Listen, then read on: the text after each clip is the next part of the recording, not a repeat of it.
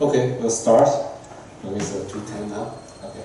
So the topic for today, this actually is a training. I think it's hosted by the Ministry of Education in Taiwan. Okay, but it's, I think it's organized by Zhongyuan Christian University. Okay.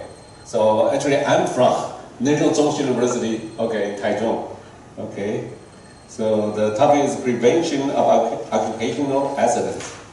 So this is the outline. Okay, just first I'll talk a little bit about workplace hazards, then the safety rights and obligation, according to the law in Taiwan. Okay, and they introduce you some occupational accidents happened in Taiwan or in academic institution. Okay. And hazard communication and the lab waste management, and then the conclusion. Originally there's a test, okay, but they say no need to test. Okay, get rid of that. Okay. Usually in National Zhongxin University we give a test like a 30-minute quiz. Okay, very short quiz. They say it's not necessary. Okay. Okay, this is my background. Okay, I graduated from National Chengkong University as a Bachelor of Science, and then I went to University of Michigan at Ann Arbor. I got my master there, and I came back to Taiwan to work for about 6.5 years. Then I got a governmental, let's say, the overseas study scholarship. So I went back to the University of Michigan at Ann Arbor to get my doctoral degree. Okay, and I graduated in 2005, and when I was 37 years old. That's quite old doctor. Okay, okay. Then when I studied since 2000 and I graduated in 2005 and worked as a postdoc. Okay, for 1 year, and then I came back to Taiwan to teach at National Zhongxin University at the year of 2006. So I've been about 13 years now from then. Okay. So now my professional activities is bioremediation of contaminated soils and groundwater, and also sediments. Okay, river sediments, and also some environmental microbiology. Okay, and I have filed 11 patents. Okay. In Taiwan, that's mainly on bioremediation and the remediation of sediments and the groundwater. Okay, and also a WASP. Okay, a consultant for the OSAS 18001. So that's just like the ISO 9000 and ISO 14000. Okay, the OSAS 18001 is for occupational safety and health. I've been acted as the consultant for that specific management system for about 2 years in the past. Okay. Okay. Okay. So this is just some preface. Okay. It's a story about DuPont. Okay. DuPont actually started as I think it's artillery powder. Like kind of cannon powder producer, and they have a tiny factory just beside the creek. And I think at the beginning, the first few years, they got explosion every month. Okay, and the boss is was kind of angry about that, and asked the factory, the head of the factory, to operate the most dangerous piece of machine.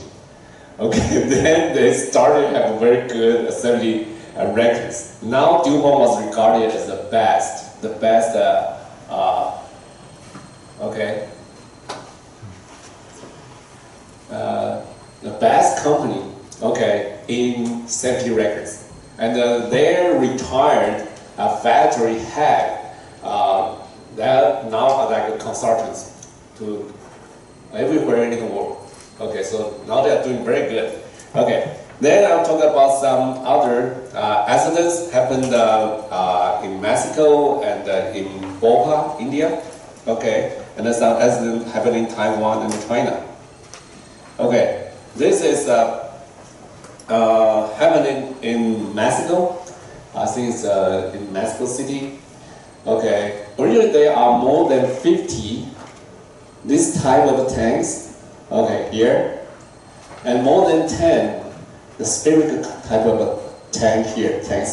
Okay, it's filled with LPG. Okay, liquefied petroleum gas, and I think starting from morning, and the explosion I think lasted for more than 4 hours. Okay, because some kind of leakage. Okay, and because this kind of LPG. Okay, mainly this and this. 10. Okay, and this you can just the molecular weight.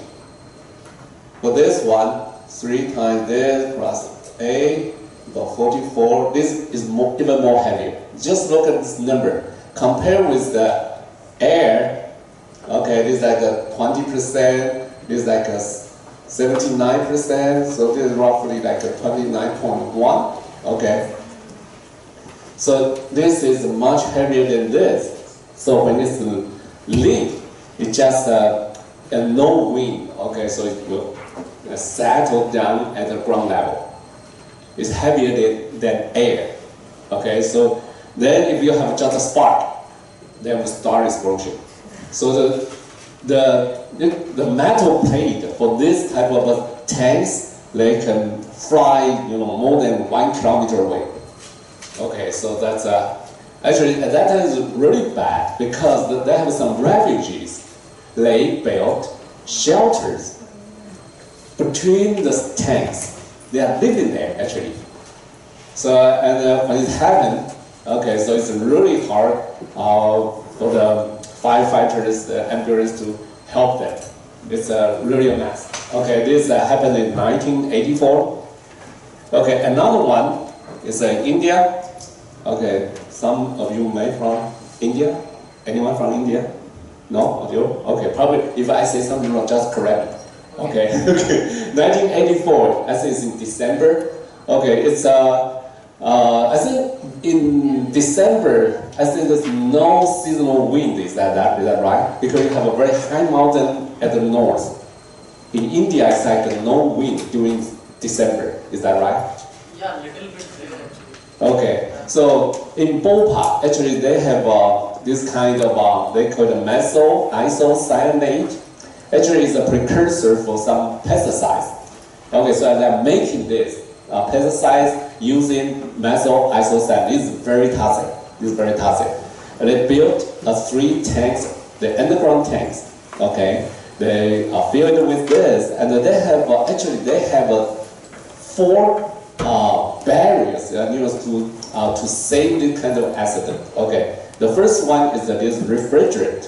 Okay, refrigerant system. But they never use it. So 6 months ago, they took all the refrigerant out and they shipped it somewhere else. So it's empty. Now it's empty. Okay. And another one is that they have this type of vent gas scrubber because the methyl isocyanate can react with water. So this kind of scrubber, they can have like a sprinkler. The water droplet can react with the escape methyl isocyanate. Okay, so it can detoxify it, something like that. Okay, and otherwise they can send it to the flare for the petroleum company, chemical company. They always have this kind of flare. Okay, they will use some auxiliary fuel just to burn it up. So the isocyanate could be burned out. Okay, then it could be saved. Otherwise, they still have the 4th one. This is a water curtain. Okay, because it can react with water, so they have a water curtain. Okay, and this water curtain is as high as 15 meters. As high as 15 meters. Okay, but first one that is empty here, right? And the second one here, when it's released, okay, it's in, I think it's like roughly like 12 o'clock to 1 o'clock at midnight. Okay, and they sent it to the scrubber, but scrubber was done because of the annual maintenance, so it's not working. And they try to send to flare, but flare is something wrong with it. It's just not burning, and it's coming out from the flare. And they also started water curtain, but the water curtain is 15 meter high, and this one is 30 meter. So just escape from the flare, okay, and all the workers, they escaped. They just fled away. And this cloud of this toxic gas is just moved really slowly on the ground, just above the ground, because it's kind of heavier than the air, so higher density. So at that night, just the, you can say the cloud where it travels, it kills the people in sleep. Okay, so in the morning, people found more than 2,000 people died because of this. Okay, and then I think it's more than 200,000 people affected. Their health was affected because of this. And I think about 2 years ago, the lawsuit just ended. It's like the lawsuit is lasted more than 20 years. Okay, so this is really a tragedy. Okay, and here is some.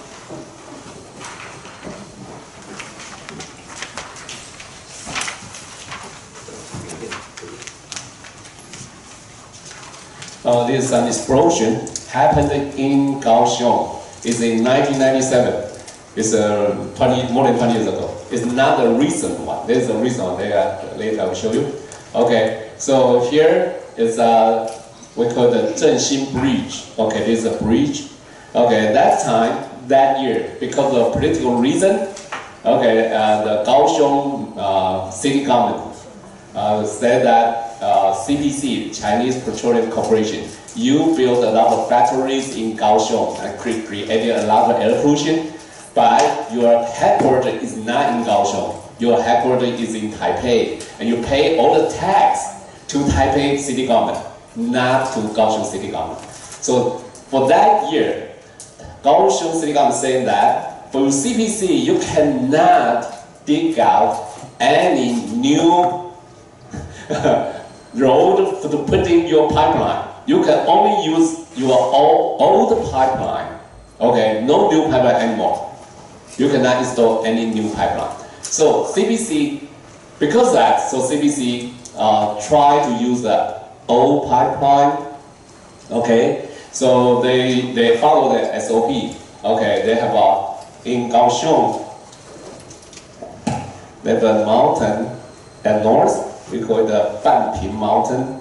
Okay, and here is the main refinery, and the pipeline is going down to the south, about more than 10 kilometers. So at the middle there, they dug it out and cut it and drill 2 holes to test it first. And the first hole, they say there's nothing, but the second hole, it is penetrate the tube, they can smell something really bad. And then they just put a lot of lines, and the traffic is not allowed within this area. And 2 fire engines here, and somewhere 2 fire engines, here. Okay. And they came, okay, try to use the water to try to cool it down, and don't have any sparks of a fire coming out. But the guy, I think it's around my age, okay, like 50, okay, and he rode a motorcycle and ignored all the signs, all the people there. They are trying to control the traffic. They just, we say it's Kaohsiung style, right? Like motorcycle riding, okay? They don't care about the lights, don't care about any control, traffic control. He just went into this area, and that from the tailpipe, there are sparks. Any kind of cars, motorcycles, from your tailpipe, you will have sparks out of that tailpipe. Okay, but you cannot see it. You cannot see it by your eyes. Okay, but definitely some sparks. Okay, then it just ignite. And I believe it's also the liquid petroleum gas. So explosion happened here. So on the scene, 2 people died. Then the people injured sent to the hospital. At the end, okay, 14 people died because of this. Okay, this is 1997. Okay, then later, it's not just the one spot. Okay, and here just give you an idea. Okay, this time is 2014. It's only 5 years ago.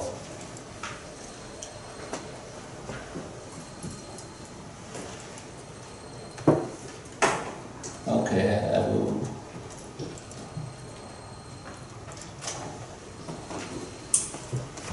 Show a little bit. Okay, and here, this side is different. You know, in 1997, it's just a one spot explosion, and this side different. It's several blocks. Okay, this side explosion is several blocks 5 years ago. Okay, I'll show you some. Now it's on the YouTube.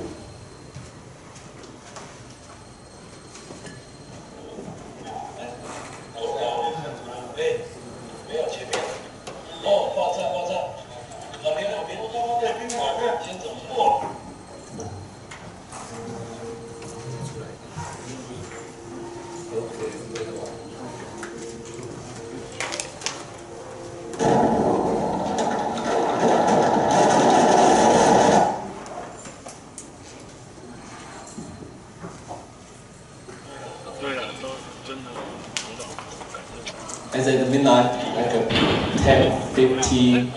撞到，哎，没有前面，哦，爆炸，旁边，先走。So that's the time. So only 11:50. Why before midnight?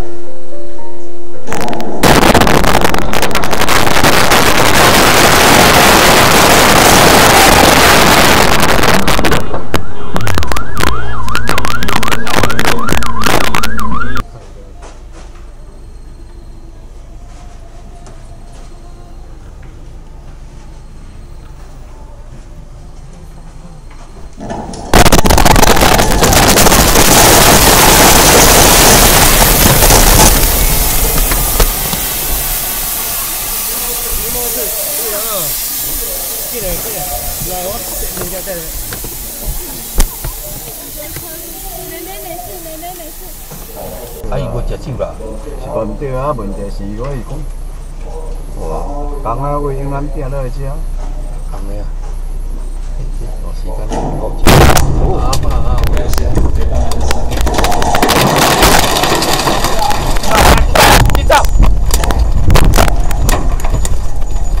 ！So it's like at war. You know, people at that time saw that missiles from mainland China. So it's explosion everywhere.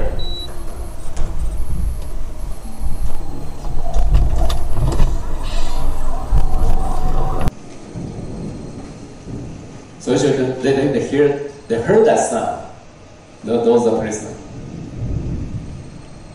and they are communicating. So now it's just happened. Okay.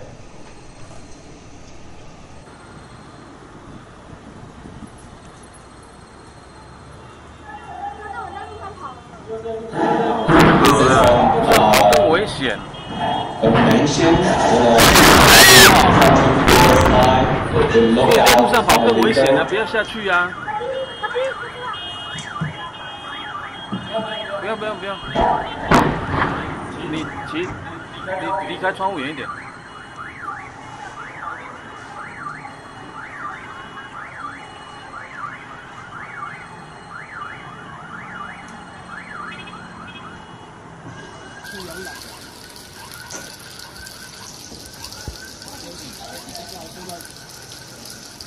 Okay, this right after the explosion. Actually, So the whole road, the whole block, the road is just open up. Okay.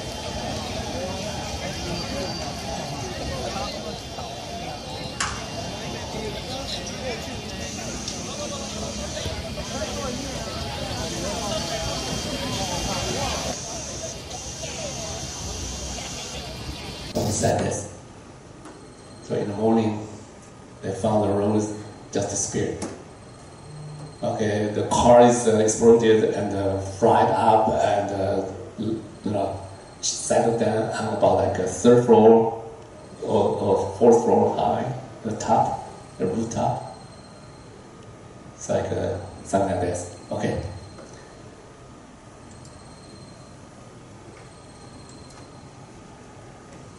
Okay, so this is we call propylene.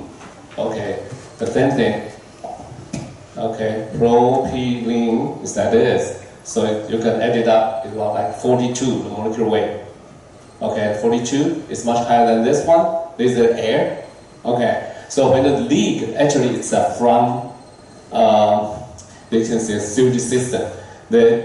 Originally it should be built something like this. This is a ground level, okay, and this is the sewage system, okay, a square, and all your pipeline should go somewhere here. And it's a steel pipeline, so it should not be built inside of the sewage system, because inside this you will have water, and here you will have your sewage, okay, and this thing could be reduced, okay? It should be reduced to this, okay? And they will condense at the surface of this, and then later the bacteria can make it back to the sulfuric acid. It's very acidic, and they will corrode it and open it up. And this we call the propylene just coming out. Okay, in the afternoon at the 3 or 4 o'clock, the residents there, they smell something, okay, coming out from the manhole. Okay, at night, about 7 or 8 o'clock, they can see the fume, like a vapor, white vapor coming out from you can see the manhole on the road. There are some holes here, right? And it's coming out. Actually, it's coming out. Okay. Then around like 11:50, some firefighters went to the scene, and a guy, actually I would say it's a team leader. He survived in 1997 explosion. He arrived at this, he felt something really bad, just like in 1997. So he asked his team members to retreat, to get out of the area, and say, I myself stay here and just watch it. I will keep on watching it. And right after that, about 1 or 2 days later, right beneath his feet, just exploded. Then they cannot find his remains. Okay, so it take about like 7 days or something to find. Okay, so people later found that actually this is the wrong way to build. This is the pipeline first, okay? Then they build this. You should make it deeper, put it here. Okay? The pipeline should not be in that sewage system. It should not within that square, that kind of space. This is I would say probably someone bribed, okay, some supervisors or something, so they don't have to dig that deep, something like that. It's really bad, okay? So this time the death is 32, okay, injured more than 300. Okay, so this like the road in this like 5 blocks is old, turned upside down. Okay, this is another one. I will skip this one. Okay, now this happened in Tianjin, in mainland China. Okay, and the death is more than 50, and the injured more than 700. Okay. Okay.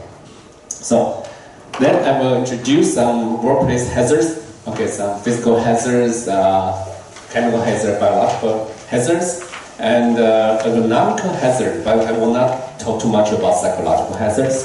Okay. Okay. Now in Taiwan, in our law, now we don't call it for the laborers, we call it for the workers, for all the workers.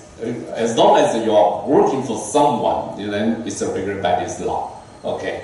So there's physical hazards like temperature, humidity, like abnormal air pressure, like noise, vibration, radiation. I will introduce one by one. Okay. So temperature and humidity. For you, if you work for your advisor, okay, for a certain project, you have to go out to the field for sampling, okay, and you have to work under the sun, it's really hot. And in Taiwan, we have this working hour standards for high temperature operation workers.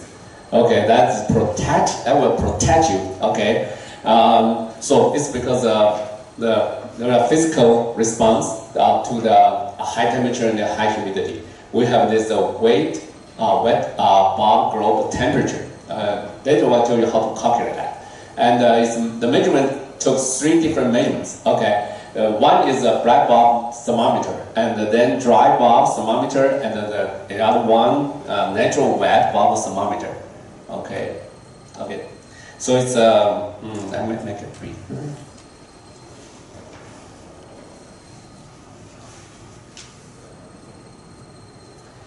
Okay.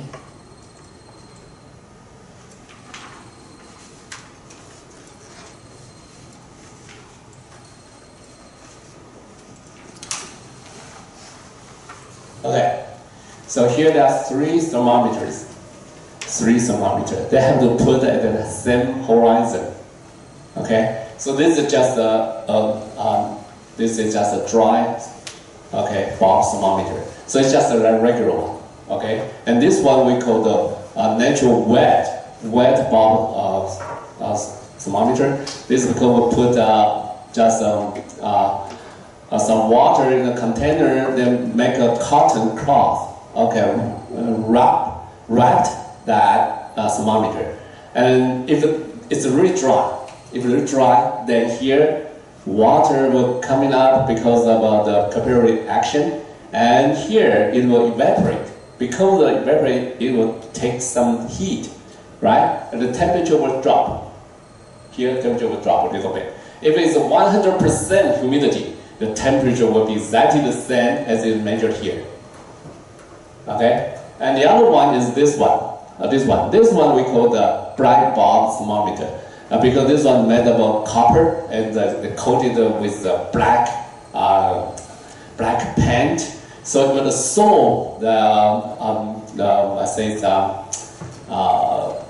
the far red light. You know that spectrum is invisible.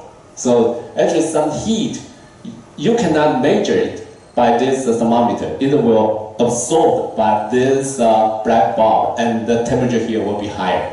For example, if you're working in oven beside a huge oven for the smelters. Okay, that kind of thing. Here you use thermometer, you measure it's like a 28, but because of that, the heat coming out from the oven, the furnace is actually is much more. Okay, it's actually temperature is not that bad. Okay, so we use these 3 different temperatures to do the calculation.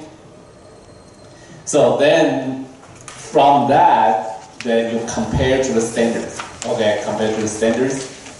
Okay, let me see. Okay, just compare to these standards.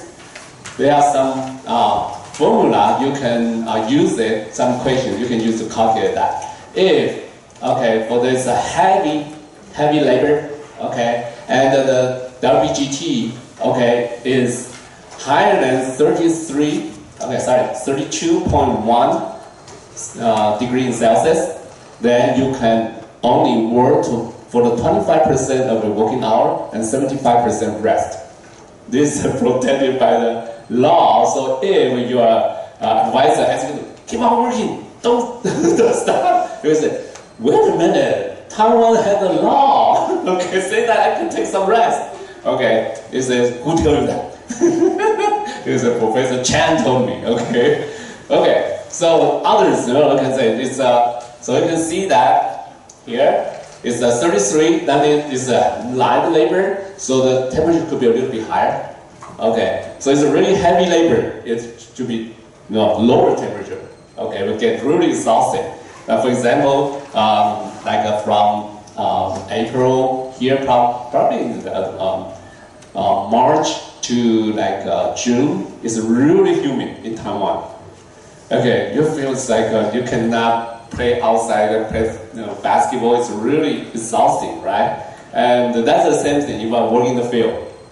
You cannot work for a long time. So you can use that WGT to protect yourself. Okay, and the second one is for the noise. Okay, the human listening capability is between 20 to 20,000 hertz. Okay, we are mostly sensitive to the 4,000 hertz. That's someone put a knife on the glass window. That's about 4,000. Really, really bad. So they're really sensitive to that. And the sound wave travel from eardrum to the bones and to the fluid inside of your ear, and it transfers into energy then to your sensory cell.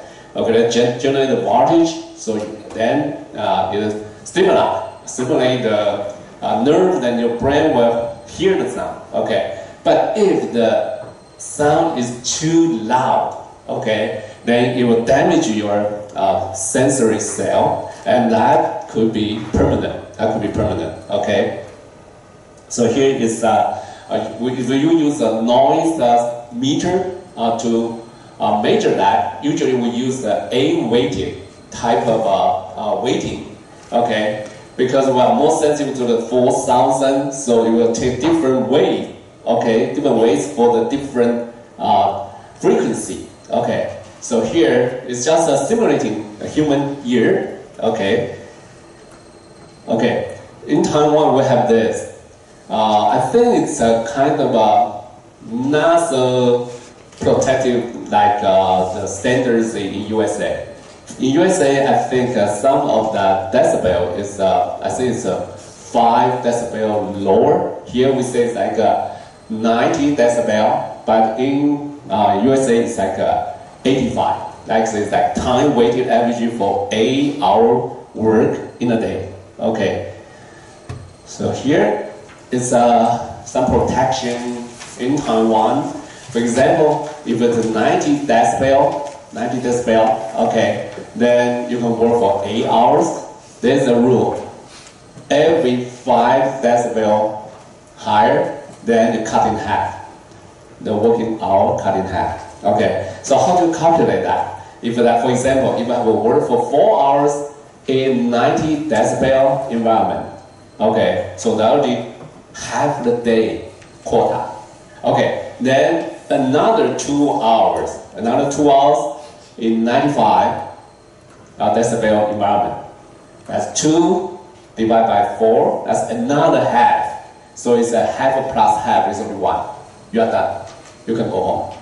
Okay, so the law said that, okay? So it's protecting you. Then how do you protect yourself? If I still have work, then you definitely has to do some, use some personal protective equipment, okay, to protect yourself, okay? Okay, some vibration. Okay, usually for workers in construction, mining, power generating, petroleum refinery, long-time exposure may result in lower backache, okay, sciatic, nerve aching, spinal system degeneration, intervertebral disc herniation, and peripheral circuit dysfunction, muscle and bone damage, that white finger disease, okay, and carpal tunnel syndrome. White finger disease is like when you use a jackhammer, that kind of a machine for a long time, for like years, then later you will find that for those workers, their fingertips are kind of white. Okay, in the winter time, if they put their hands into warm water, when you take it out, it will really red, and it's kind of painful because the circulatory, the blood vessel here is not so good. they not circulate very well. With a lot of blood coming here, it's not going back. Okay, and you're using that kind of a force to hold that for a long time, then you get that kind of thing. Okay, we call the white finger disease. And the other one is carpal tunnel syndrome. Carpal tunnel syndrome is here. There's a carpal tunnel here. Okay.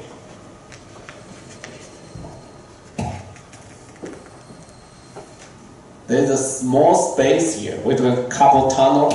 You can cut it here, you can see it somewhere here. Okay, and there are some nerves and blood vessel and soft tissue here. If you are doing this kind of motion 1,000 times in a day, then you swell up and the body is confined, okay, space, so it's kind of pressed. So for the workers in Taiwan, actually there's a lot of female workers in electric factory. They're doing that kind of a motion 1,000s of times in a day. The same motion, the same parts, doing that kind of thing. For the first 5 years, they feel painful here after the shift. Okay, and after 5 to 10 years, they feel painful here. And then after 15 years, somewhere here, after 20 years, always headache. So we call it carpal tunnel syndrome. Actually, after 20 years, you have no idea it's because of this. You just feel headache all the day. Okay, carpal tunnel syndrome. That is a vibration. Okay, lighting. Okay, lighting is like for you, I think you are working like for the microscope. You can use your eye. Okay, a lot. Then you have to look at this. We have a protection standard for precision operation workers' visual function. Okay, and some workers need better lighting condition, like a precision operation, like a watch repairing the watch. Okay, and a microscopic observation for semiconducting device or some biological samples. Okay, and or some workers they are doing the embroidering or knitting. Okay. And optical lenses processing and checking. Okay, they use their eyes really hard to try to find some defects. Okay, in the sample. So those things you may need to know this standard. Okay, radiation. Okay, if you are working with, I've heard that in mechanical engineering, sometimes they will watch the heat transfer. For some kind of burning behavior, okay, in the furnace or something, okay, then they use the gamma ray to track it.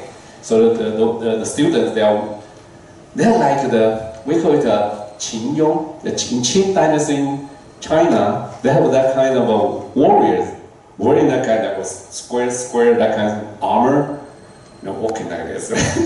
So the students there in mechanical engineering, they are doing this kind of thing. They wear the lead suit. It's a lead plate inside of that coat. Okay, it's like an armor. It's like protecting them from the gamma rays. Okay, so if you are working that kind, or you are working some kind of radioactive tracers, you are running carbon-14. Okay, you are using this kind of stuff. You have to be careful. Okay. So they can cause the blood cell generation, degeneration again. Okay, it's affect generation, the reproduction. And one of my really good friend, about like 10 years ago, he got leukemia, and he didn't know why. He got a doctorate degree from UC Riverside, and came back to Taiwan to work as just as a researcher. Got leukemia. Okay, I suspect that probably from some kind of radioactive thing. And then we have two professors in chemistry department. Actually, I think it's a couple. Okay, both got leukemia. Okay, so leukemia is really bad, especially for the age from like 20 to 50. There's a curve, something like a smiling curve. For this, like 6, less than 6, or higher than 60, it's good. It's okay. The rate for the healing, okay, the people can totally recover is like 95%. 90%, but here is only 5%. out of 20 people, only 1 people survive. The lowest part, about like 30 to 40. So for the leukemia, it's something like that. Okay.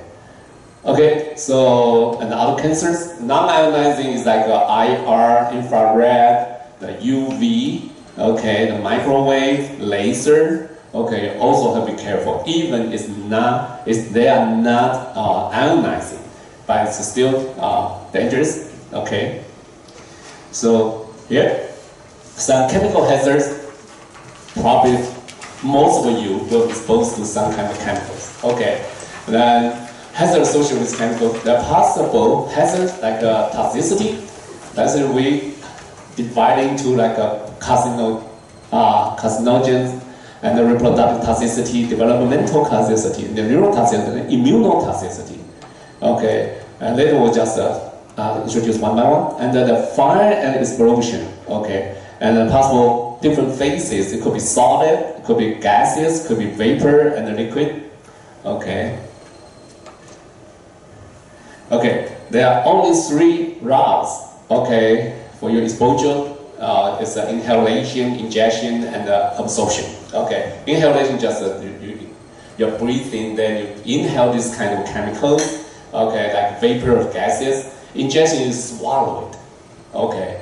And absorption is through your skin. Okay, so always wear gloves. Okay, when handling some chemicals. Also, through your eyes, through your nose. Okay, through some kind of injuries, scars, you can also penetrate. Okay, the absorption. Okay, the nature of intensity of chemicals invest depends on how concentrated it is. Okay, also depends on the forms. Also depends on the target organs, because some chemical is really bad for your kidney, some really bad for your liver. Okay, so they are different. Okay, and how long? That means after they get into your body, how long are you going to stay? For example, for the DDT, okay, the DDT probably for DDT itself, the half-life is roughly like 2 to 3 years in your body, but the DDT and the DDE, it could be like more than 20 years. Okay, if it's more than 20 years, then you say, okay, the first year I got some kind of exposure that is high. Probably there you cannot see it.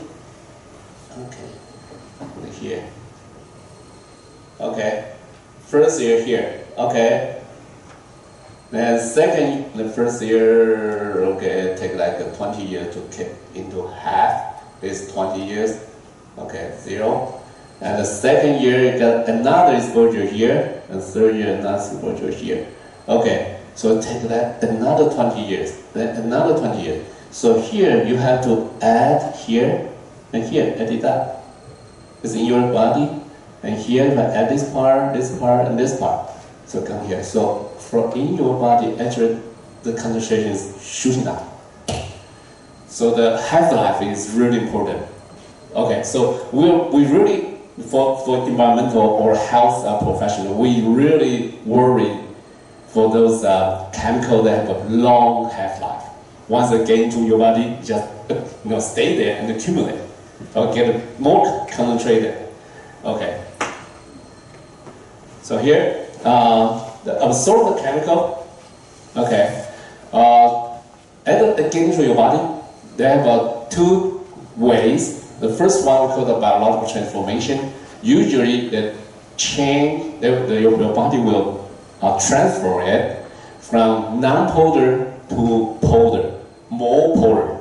That means they can be dissolved into water, so you can pass it through the urine. Okay, become polar, non-polar to polar, something like that. Then from more toxic to less toxic, some kind of an enzyme from your liver, they can detoxify those chemicals.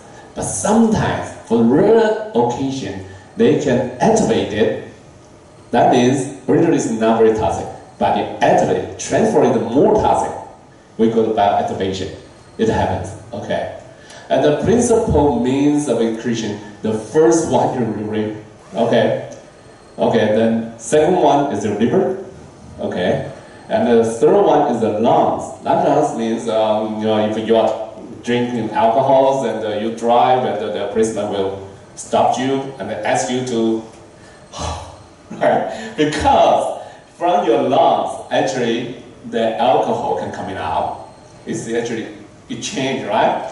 So lungs is also a significant one. Okay, but for the sweat gland, it's not that important.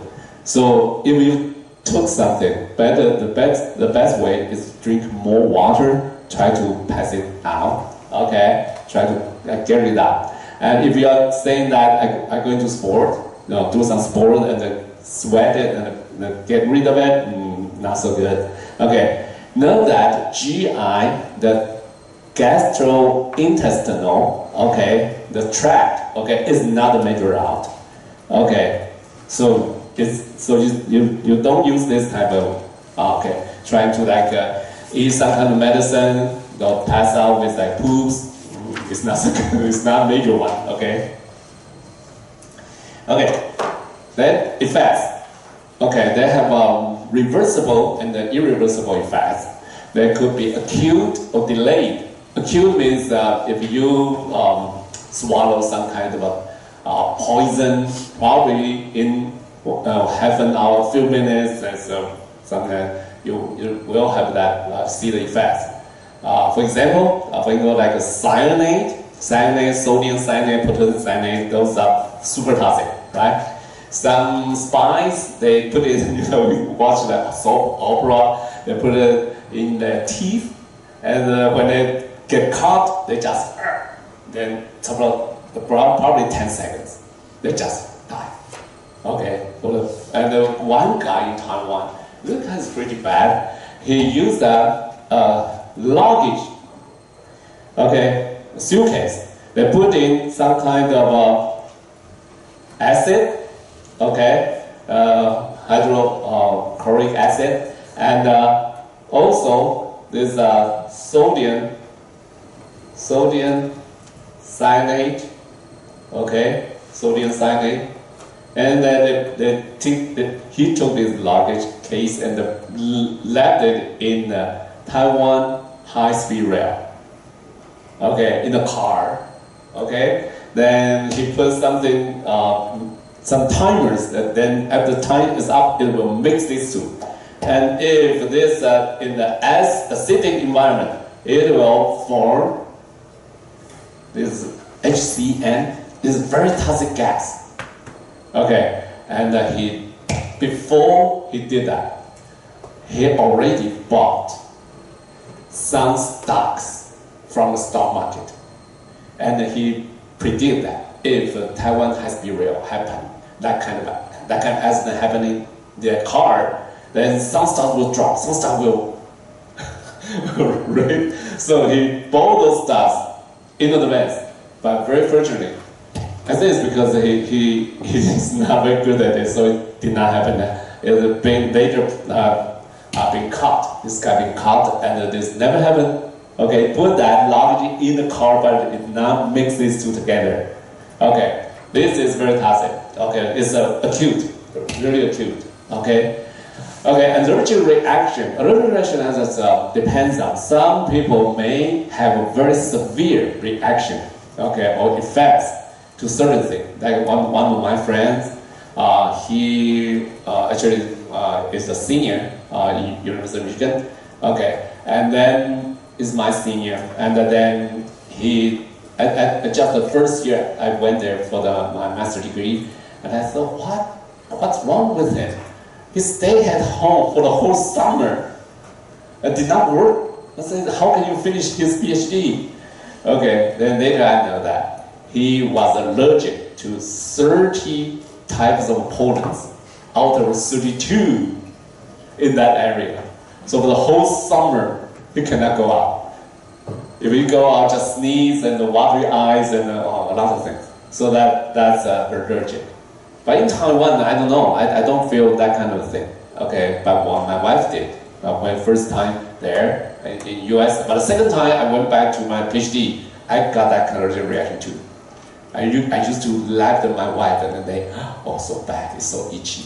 it sounds like hundreds of ants in your ears. You cannot get it out, something like that. Okay. Then other factors, the species, strength, age, sex, and nutrition or hormone status. Okay, it depends. So it could be very different, for the same chemical, but you have a very different reactions. Okay, they have different effects. The physical factor, like the temperature, usually high temperature, the toxic effects will be higher. Okay, if more humid, it will be worse. Okay, the life cycle, that means here Taiwan you don't feel that. If you go to the higher latitude, like the north part of like in Michigan, okay, northern part of the north hemisphere. Okay, so that, for example, you have like a 4 hour, like 5 hours night, you got like 18 hours light, okay, sunlight, then that makes it worse. Okay, so if you are living at the near the equator, it's better. You have that kind of cycle. And for social factors means they have tested. For example, for the animal testing, they test the animal individual. Okay, put one mouse in the cage, or put 20 of them in the cage. Then if they are in groups, they are stronger. I don't probably feel some kind of support. Okay, if they are just putting one mouse in one cage, they're putting the same amount of toxic chemicals.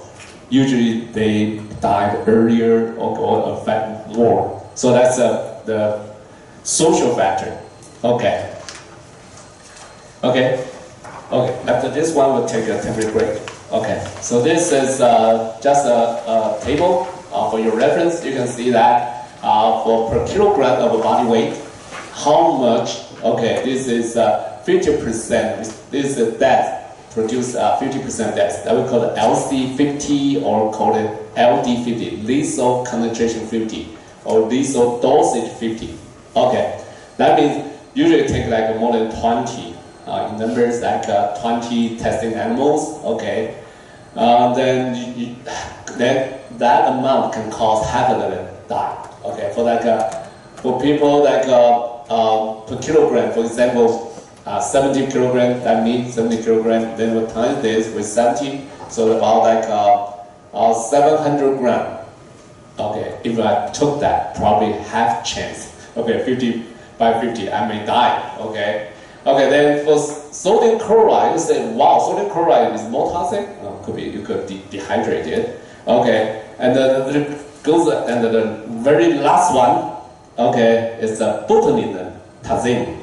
Botulinum toxin is from the it's a Clostridium botulinum, something like that. Okay, this is some kind of anaerobic from some kind of anaerobic bacteria. Okay, it's the most toxic. Okay, and it's actually some type of neuron toxin.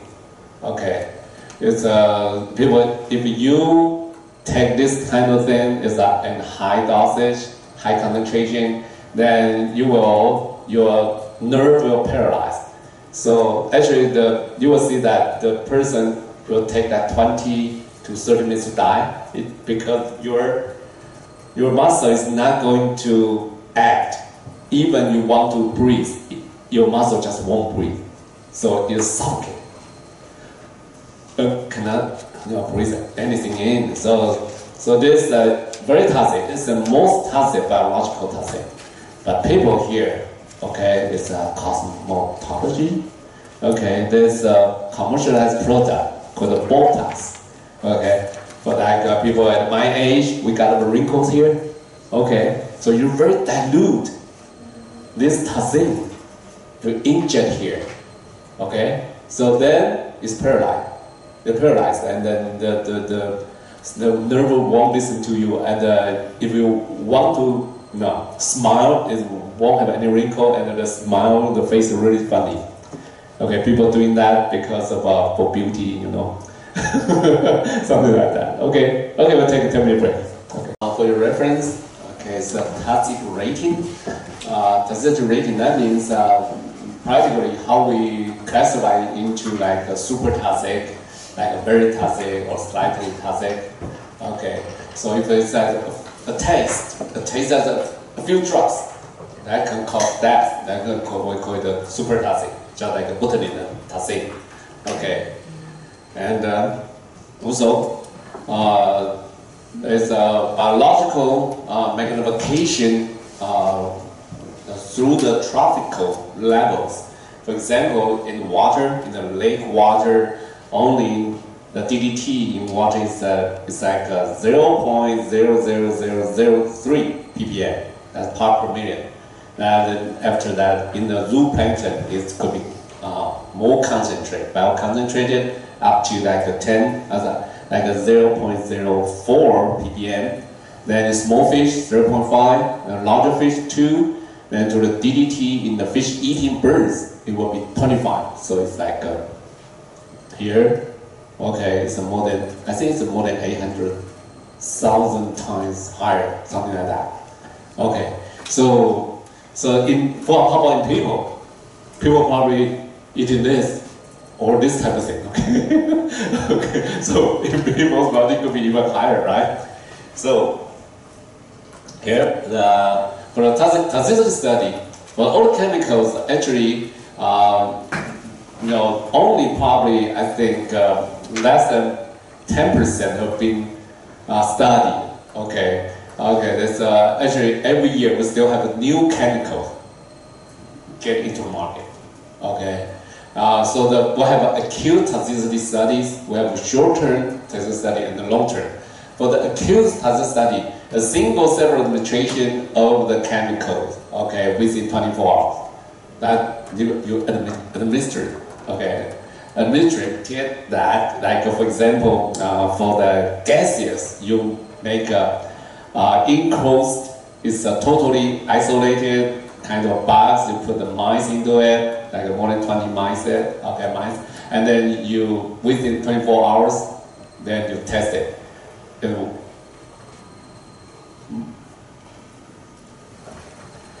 So you have low, medium, and really high, but the high is not for the 100%. Probably 80–90% of the animals may die. So you have this curve, and then this is 100, this is 50, okay. Then here is like a LD 50, something like that. Okay.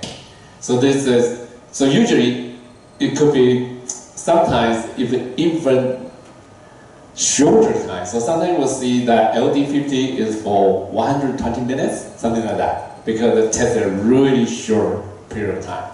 Okay, and the short-term toxicity studies that usually repeated administrations and the 10% lifespan. For example, for mice, probably the lifespan is about 1 year. For this, you have to do about 1 month or 1.5 months, something like that. And so that's a 14 days, 28 days duration have been used. Okay, and the long-term toxicity studies is for the long-term. That's for the entire lifespan. So for the mice, probably 1 year. For dogs, probably 12 years, something like that.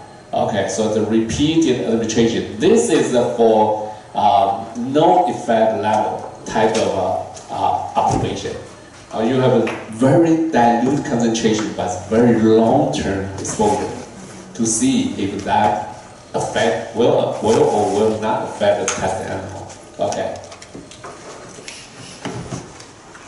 Okay, but for the long term, it's really expensive. So very few chemicals have been tested for the long term. So after that, you will have this kind of Gaussian, okay, distribution. Okay, and for those maximum, for those people here or those animals here, they are really strong. Okay. And for the animals here, they are very vulnerable. I don't know where I am, where you are here, okay? So this is just the statistics, okay? So this is a cumulative percentage. So you add it up, okay? So it will be, okay? From the very vulnerable, you add that up to the very strong ones, okay? Very resistant ones, okay? So then it's 100%, okay? So your testing probably could be here, here, or here. You still can get this kind of curve. Okay, so then 50% to here and here is LD50. Okay, and for A and B, two different type of chemicals. Which one is more toxic? A or B? Raise your hand for A. More toxic? More toxic? A is more toxic? How about B? B is more toxic? Oh, it's wrong, it's A. Okay, but it's good for you to make a decision. But later you will know, when you look into the, we call it the semi-data sheet, they all have these kind of figures. Okay, LC50, LD50. For you to look at the number really small, you should be scared. Okay, if the number is really small, like for example, for a sign, this kind of thing, probably 1 ppm. Okay, it could cause 50% animal dying. Okay, to die, and for probably for the chlorine, probably 20. Well, 20 is better. Okay, okay. So those numbers you will have an idea. So if it's lower, this LD50 is lower, it's more toxic. Okay, always remember that. Okay, I just try to give you a more impression on that. Okay, okay, okay. So acute toxicity studies. Okay, this LD50 is lethal dose for half of the exposed population within a certain period of time. So you look at that, some is exposed to 60 minutes, some is 30 minutes, some is like 240 minutes, or all different type of measurement.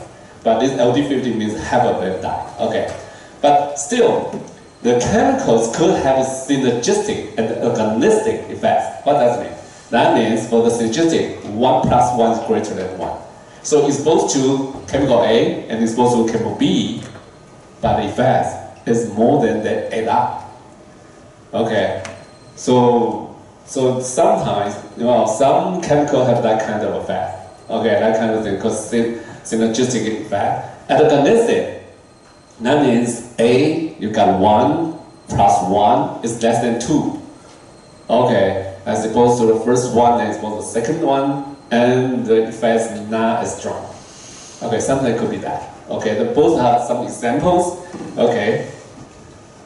Okay, the short-term and long-term testing. So the short-term, for more realistic situation, usually 2 or more species, not just in one species. Okay, and more often it's rats and dogs.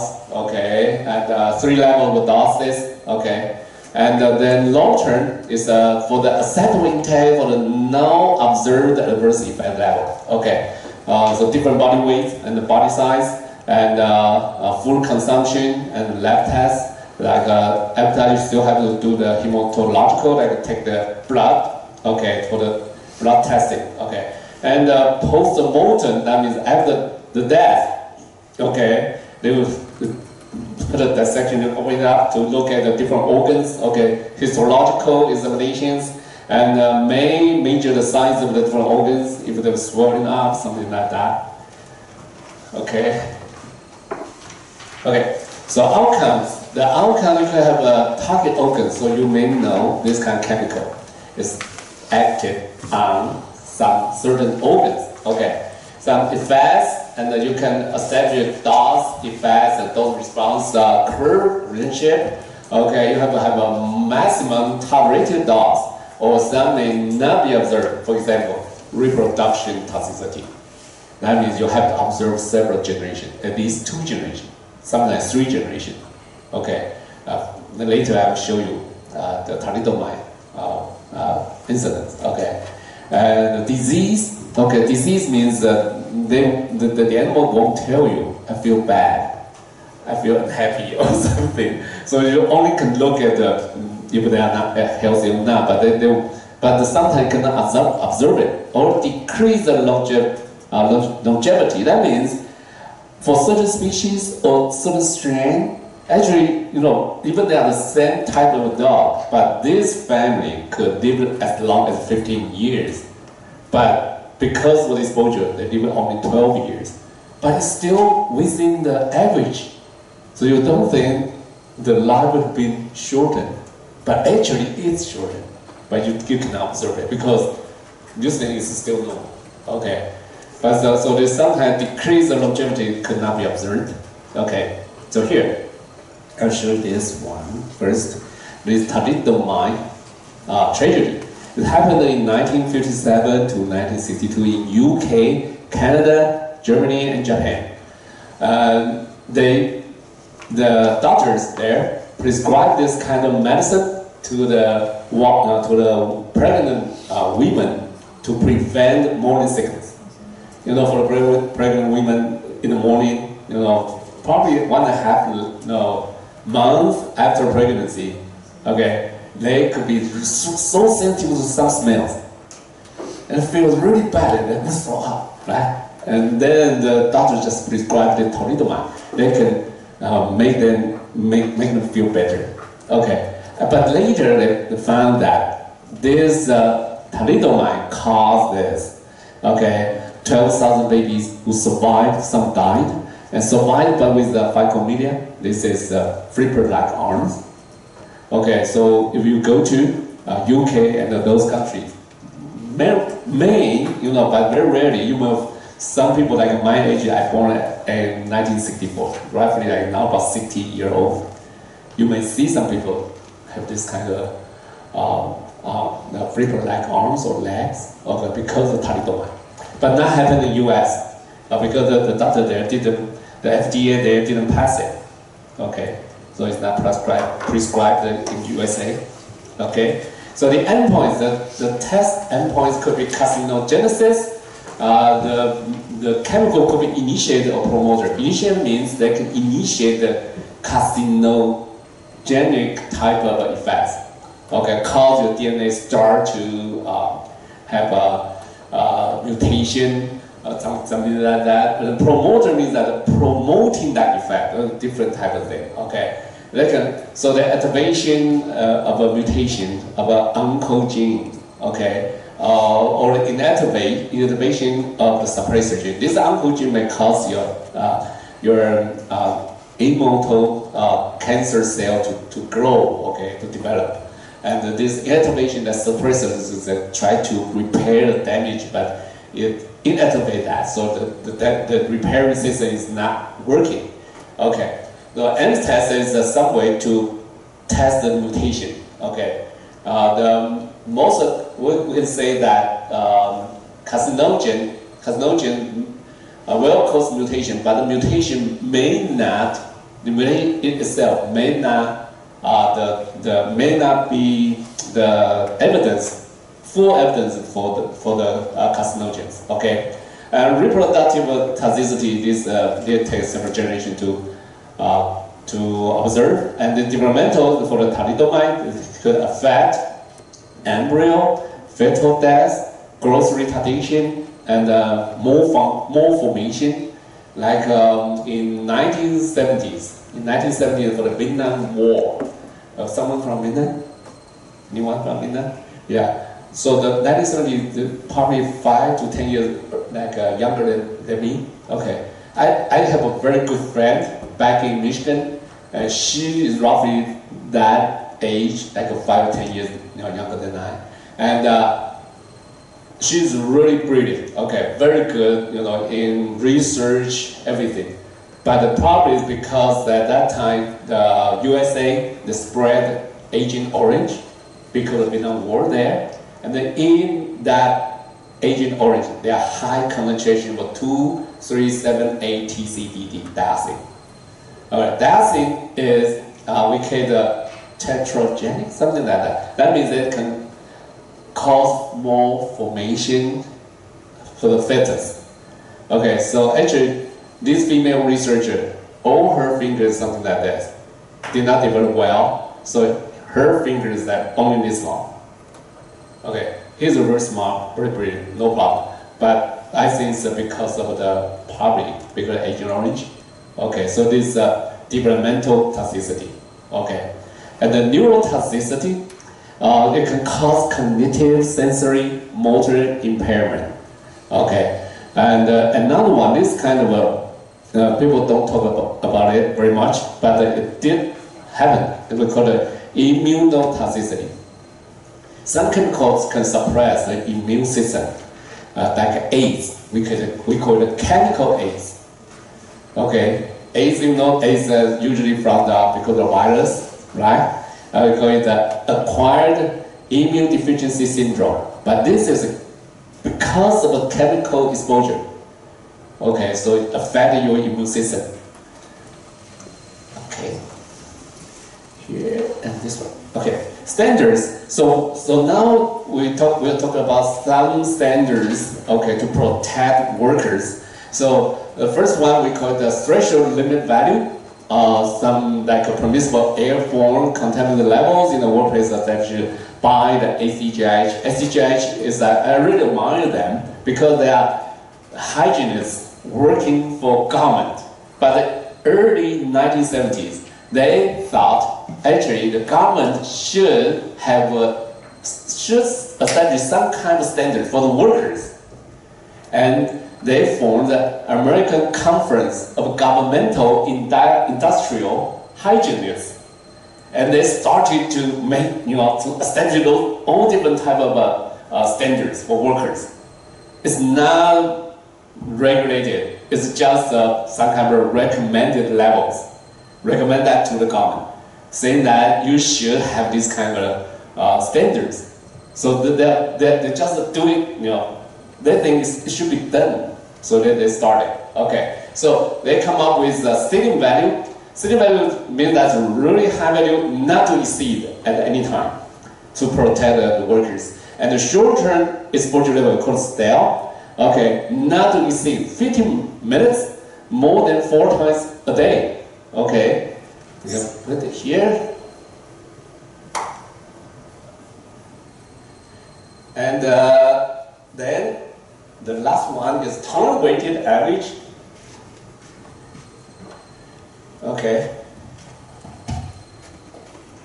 It's something like that. If you have exposure, something like this, okay.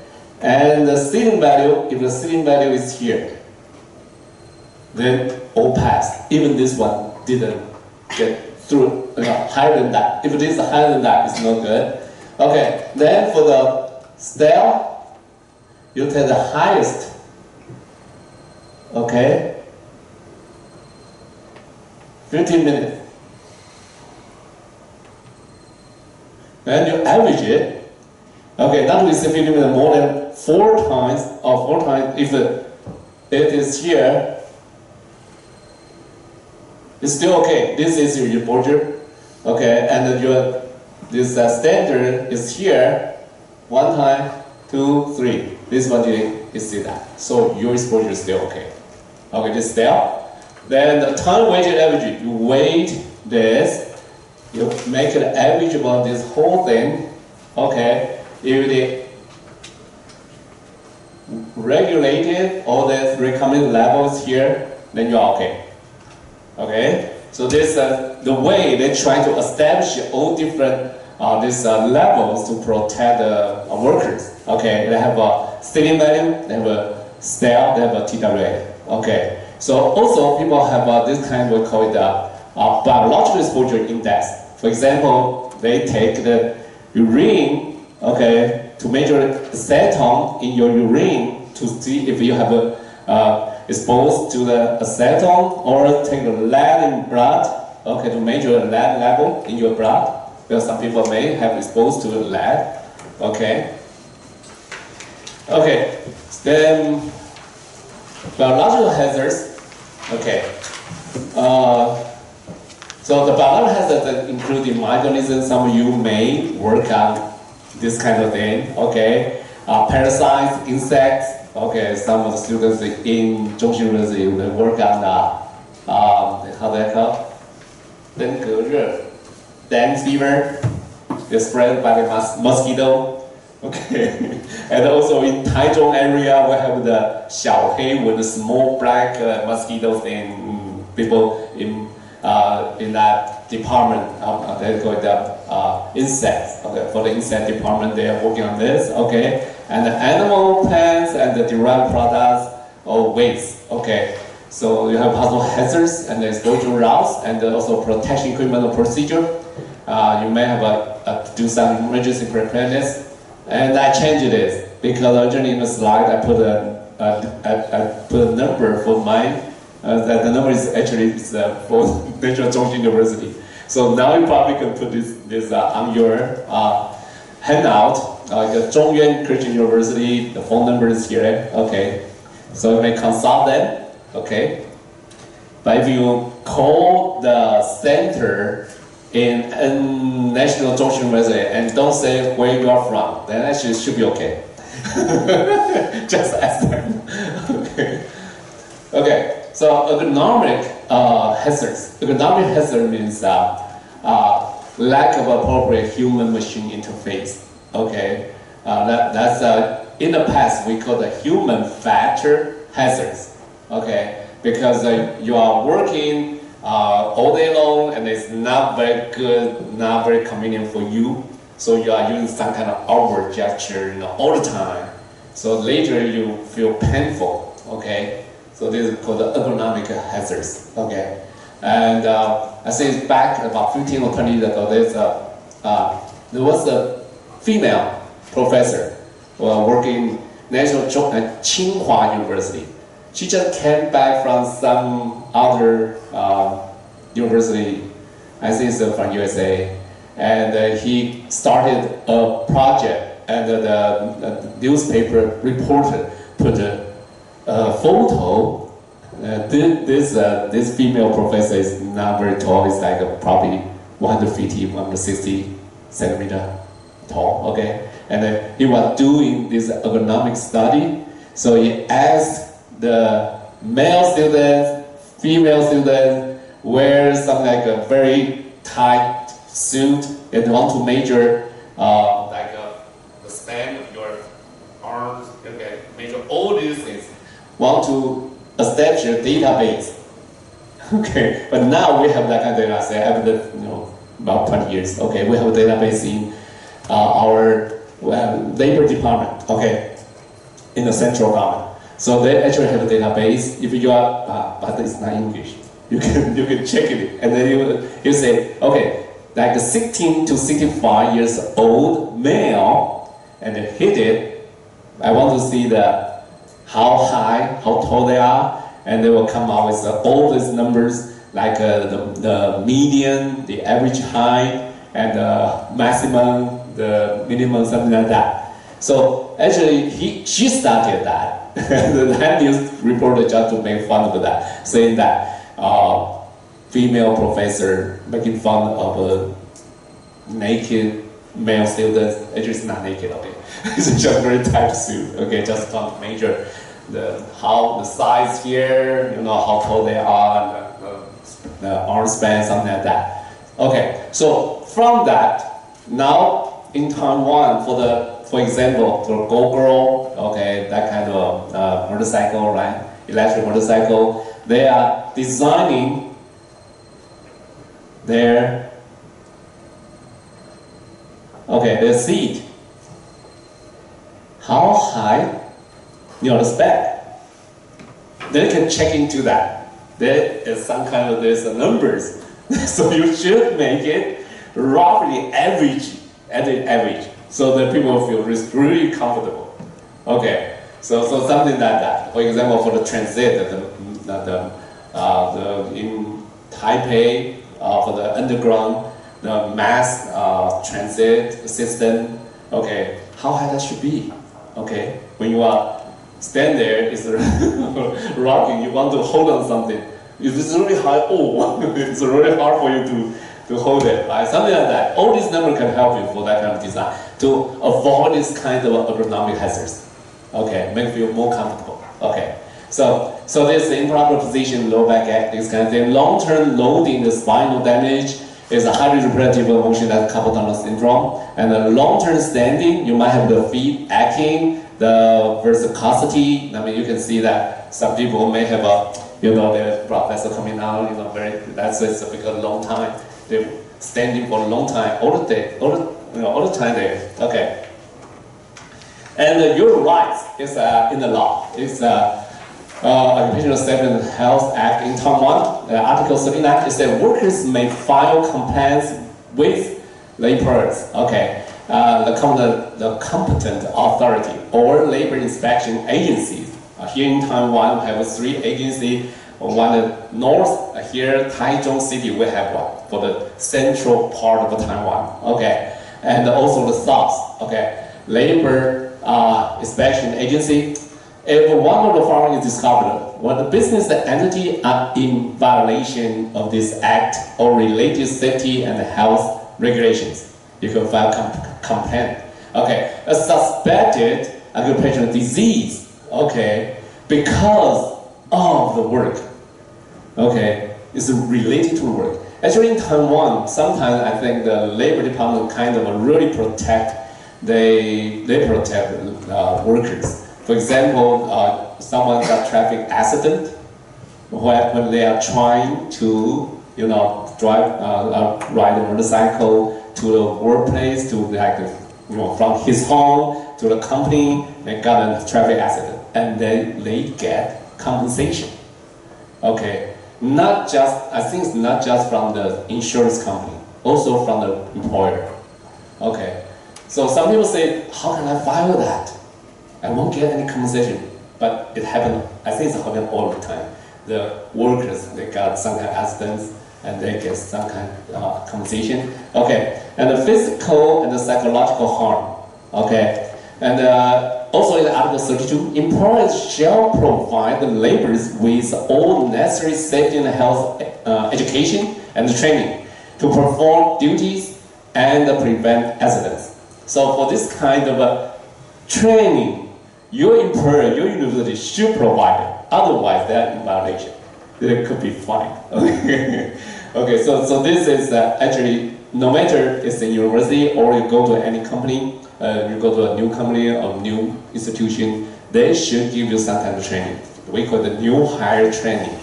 Okay. Otherwise, you go to that workplace, you have no idea what kind of specific type of hazards there. You should know. Okay. And the regulations governing matters of necessary education and the training and the qualifications and the measurement of the training entities set forth in the preceding paragraph and the other binding matters shall be stipulated by the central competent authority. That means that labor department in our central government.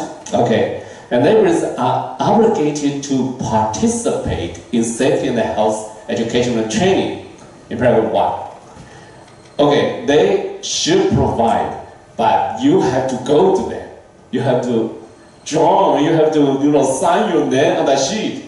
Okay, whatever your employer provides kind of training, remember, sign your name there. Okay, otherwise you can get, I think it's $3,000 fine. Just I'm a worker. Okay, they can find your employer, they can find you, okay, give you a fine. Okay, it's, so if you receive some kind of notice for you to join this kind of training, you have to accept it and go there, okay, and sign your name there. And your obligations, okay, to follow the lab safety and health rules. So in Taiwan, for you are working in the university, you should have a lab safety and health rules, but probably it's in Chinese, okay, not in English. You definitely have one, so you can ask your colleagues, okay, Taiwanese colleagues, okay, ask them to read that or to interpret that into English. Tell you what that first means, the second one means, okay. So you will be protected, okay, because on that usually it's very specific safety rules, okay. To report the improper safety and health measures in your lab, okay. To follow the lab SOP, okay. To report incidents including near misses. Near misses is like you're walking and something dropped, didn't hit you, okay. You are so lucky, but that we call the near misses, okay. Maybe the next one won't be as lucky as you. Okay, so you have to report that. Something happened, but no one get hurt, but it's still, something should be prevented, okay. To maintain sound hygienic working habits and the safety working attitude, to maintain the tidiness of your lab and the proper use of protective equipment, Okay, to help new hires to understanding safety health rules and SOPs in your lab. Okay, the SOP is standard operating procedures. Okay, operations procedure to wear personal protective equipment in accordance with the lab safety health rules. Okay, so some of you may work on like trichloroethylene, some kind of carcinogens. Okay, you definitely have to work in the hood. Okay, otherwise you have to wear respirator. Okay, with the right filter. Because the filter is not for all chemicals. They are specific. Okay, so definitely you have to look at the labels, saying that it's good for TCE, trichloroethylene, or good for benzene, or good for something. Otherwise, okay. And the lid, there's a seal there. If usually have a valid dates, usually like 3 months or something. You know, after you open the seal. So don't think I just put it on, it's safe. Okay, do look at that. Okay, okay. And occupational accidents. So the term occupational accidents I'm using this act shall mean that any disease, injury, disability, or death caused by buildings, equipment, the raw materials, and chemicals, gases, vapors, dust, etc. Okay, in a place of employment, or as a result of the performing on duty, or because of the other occupational causes. Okay, so these are causes. Okay, could be building, equipment, all these things, the operational activities. Okay, and then the labors here. There's a victim. Okay, labors here. And the consequence could be death, could be disability, could be injury, could be disease. Okay, so we have some kind of theory here. Okay, accident is that occurrence of a sequence event which usually produce unintended injury, death, or property damage. So there's a domino theory. Okay, by Dr. Heinrich. Okay, so first is ancestry or environment, okay, then faults of a person, then the personal or mechanical hazards, then accident happen, then the personal injury, okay. Back about 10 or 15 years ago in Taiwan, there's a very bad working habit for the laborers at the construction sites. They don't like to wear the helmet. And that is the ancestry type of reason. Because you look at the martial movies, the martial arts movie, okay, in Taiwan, in China, they don't wear anything. They take the sword out and then, but in the Western world, they always wear some kind of armor, right, to go to war. But in Taiwan, the martial art fiction, the movies, they are like, they don't have to protect themselves. They just fight without wearing anything. And so the people here, I think the labor working in the construction site, they say, I'm strong. I don't want to wear anything. If you wear something, you are kind of girly or something. You are not strong or something like that. So, but for a reason about 10 years from now, people are willing to wear the helmet. But I think that's because of that. Okay, and the faults of persons. And here's just one specific example. There was an old worker. Okay, he used we call it water knife. Actually, it's a very high pressure water jet. Okay, to peel off for those type of storage tank. There are pans on. The pans there, so use that kind of a high pressure jet, water jet, to remove the pan. Later they can repaint it. Okay, and because that thing is high pressure, so that when you turn it on, you will have some kind of I think some kind of force come out because the water jet is going that way, very strong, so you will have some kind of force going back. So you have to be careful of that. But he was so used to that piece of machine. So usually what you should do is like turn on the machine. Then there's a trigger here. Then you take that thing, right, and hold it well, and then pull the trigger, and start it. But later, he's so tired of holding the trigger all the day, so he wrapped it with tape. Now what he did is like using his leg.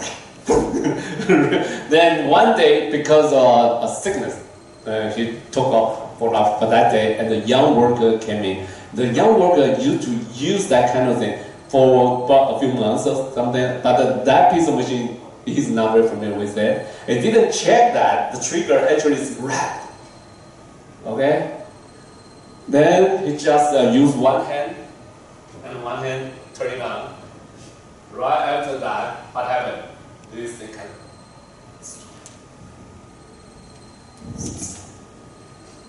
just cut it out. Die right away. Okay, so that's what's that? False of persons. And person mechanicizers. Okay. So this is probably, you can say, this young worker, he didn't check it. Okay, but there's something mechanical hazards there. It's not right. Because the old worker, he just used to it, he think that's much more convenient. That's because of the reason. Okay, so you got some accidents, you got a personal injury. Okay. Later, you come back, you're trying to find out the cause. Okay, so you got an accident, then you come back to look at some energy there, right? Is the energy. We'll turn it on, there's the energy there, right? And some unsafe condition, yes, the trigger is wrapped, okay? And unsafe behavior, he didn't check that, okay? And then go back to past personal factors. Yes, this young worker probably did not work really carefully, something like that. But usually in Taiwan, people say, he died. How is say bad thing about him? Okay, something like that, right? And later, people say the management decision and the management and decision making probably is the root cause. Why? Because saying that the supervisor never check if this thing is in order or not. He never emphasized if you should check all your equipment before you work. Didn't ask. Okay, and didn't check, didn't supervise, didn't doing some kind of auditing, that kind of thing. So actually, the supervisor had to take the major responsibility.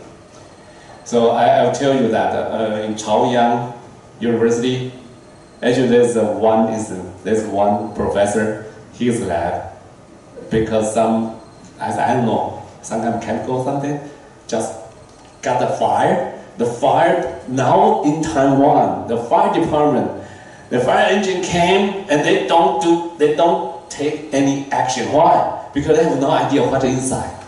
And they just stay there and wait when you give them the list of all the chemicals. Otherwise, they don't do anything. Because it happens so many times. People get in and they just get toxic gas or something. So they didn't take any action. So the whole lab burned down. And also burn the one next to it and the one up, on top of it. Now the professor, the lab manager, the professor, in charge of the lab. I think all his property got, I think it's something like stopped by the court or something. So all his property, financial properties, is hold there, and I think it's prepared to pay back to the university. Okay, but it's not enough. Even that is not enough. Yeah, I heard that. It's like $50 million NT loss because of the fire, and he cannot pay it back for all his salary for the next 30 years. Okay, something like that. So be careful, okay? During your stay here, okay? Whatever happened, your professor, your advisor will take the major responsibility.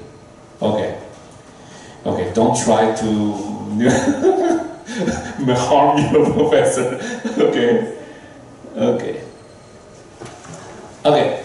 So example of an unsafe condition, like improper support or protective measures, like defective tools, facility or utensil, crowded workplace, improper warning device, fire explosion hazards, untidy workplace, and strong noise, insufficient lighting, insufficient ventilation, radiation exposure. Okay, those are unsafe conditions. Okay, like unsafe behavior. Operating a machine at the improper speed, too high speed, okay? And operating a machine without authorization, that means you have not learned it yet, and you don't know how to do it. Okay, use a defective equipment, the equipment is not good, in good condition. Okay, use of a failed safety device, okay, without wearing personal protective equipment, leave the device unattended or at the wrong place. I think in this university it happened. I think he was doing the solid extraction. That means they use that. I think it's the professor got a project from Central Science Scientific Common. The Science Park, Central Science Park is very near from this university here. There are some semiconductor industries there. So they have this kind of, they call it photoresist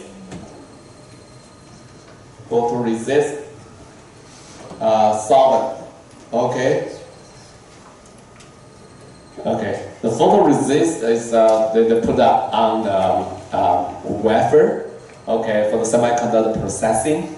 And this photoresist actually the solvent just try to remove the photoresist. Okay, but it's a high quality solvent, really high quality. So if you can do some kind of evaporation or something, you can get the very pure, high quality solvent back. Just get rid of that, photoresist. So he did some kind of experiment, okay, using the solid extraction. Solid extraction is a very traditional environmental procedure, okay, but there is a heating device there. You have to have someone watching that. Okay, it could be burned, like boiling the solvent for like hours, sometimes like 12 hours, sometimes 18 hours. It's like the heating device is on, you should have someone watching that, okay? But he started experiment. Watch it, the professor watched it for about 1 hour, then at 10 o'clock at night, he left. As is 1 or 2 hours later, an explosion happened. Because you have a heating source, you have a solvent there. It's very dangerous. Okay, but the other thing is because he was not there, otherwise he will get some kind of injury. Okay, so leave the device unattended or at the wrong place. Okay, standing at the wrong place, lift it up heavy loads in improper ways. Okay, fixing machines without turning off. That always happens. Okay, a lot of accidents happening in industry. For the conveyor, okay, you got this type of thing. The conveyor. Okay, you have this wheel. Okay, turning. Okay, to okay. So people are trying to it's like a drum. Okay, it's turning, and people try to clean it. There's something on it. Try to clean it. Usually they then don't turn it off. Just make it go. Okay, and then just put something here. Okay, try to clean it. But later, they try to take it out, and then the whole arm will get into it. It happened.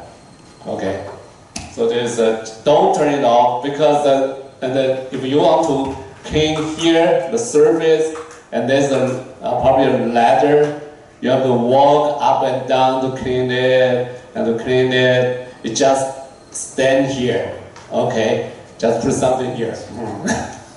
I'm smart, I don't have to do that.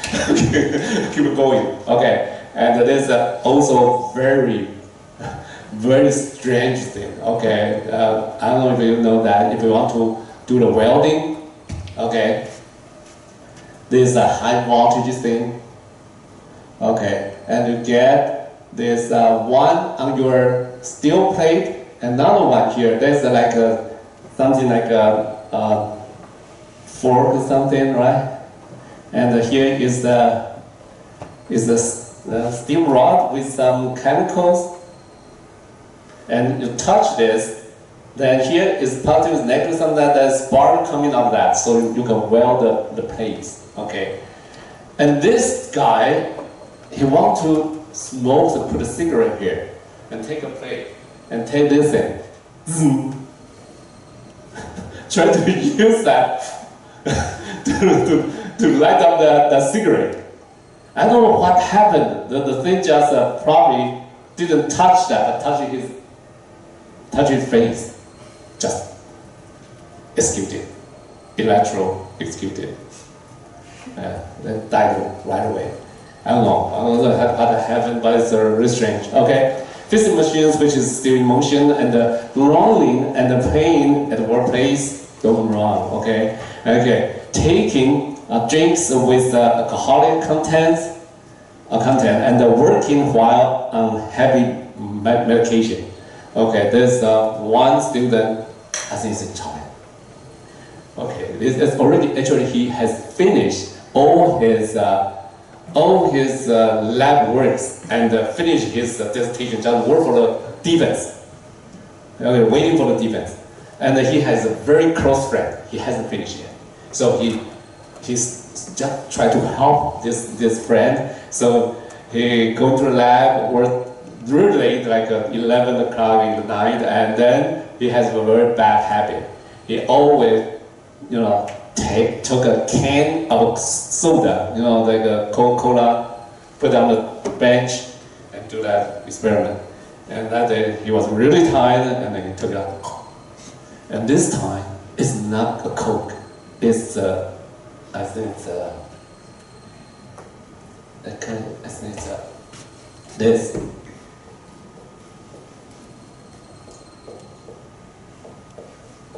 Okay, brominated. I think it's propane. Propene. Brominated propene. Okay, that's a toxic chemical, but the size is roughly the same. Okay, and I feel it's wrong smell. The taste is different, but it's too late. He just died. So because of that. So don't take any drinks into your lab. Okay?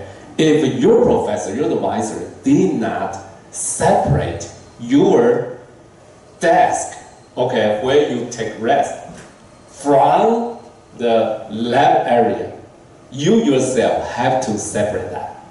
Never took anything you can eat or drink to the experimental area. Okay?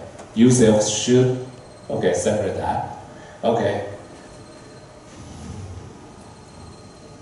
Okay, so prevention of occupational accidents, a safe facility, safety test, and the checking, and maintain the tidiness of the workplace, and the use of personal protective equipment in the right way. Okay. So here has a communication. So increased safety awareness is also the worker's rights to know.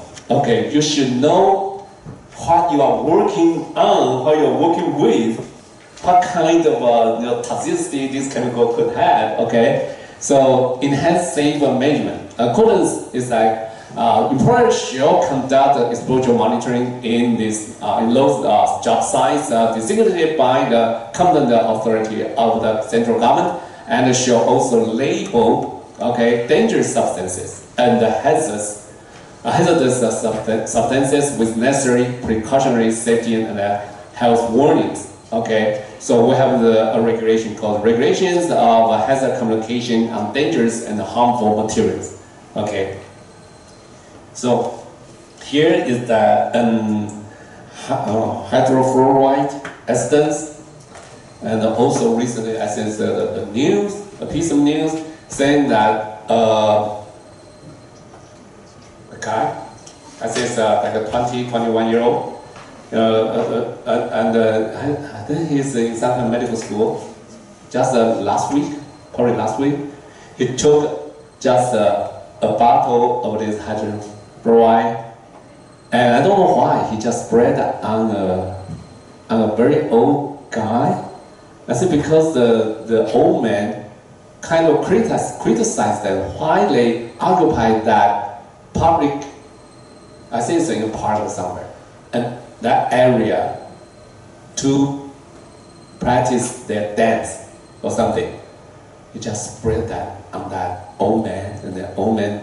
This is hydrogen fluoride. Hydrogen fluoride is very bad. Okay, it's a very strong acid, and after you get exposed to that, you definitely have to to wash yourself with that water. After that, you have to put down some kind of, we call it I don't know how to say that in English. In Chinese, we call it 葡萄酸钙. It's some kind of salt. It's a calcium salt. It's an ointment you have to put on somewhere you have been exposed to. Otherwise, the hydrogen fluoride will kind of get absorbed by your bone, and the calcium in your bone will combine with the fluoride there, and your bone will, we call it in Chinese we say it's like that kind of solvent could dissolve your bone, something like that. It's very bad. Okay, so every time you rinse it, wash it without water, you still have to put that kind of ointment.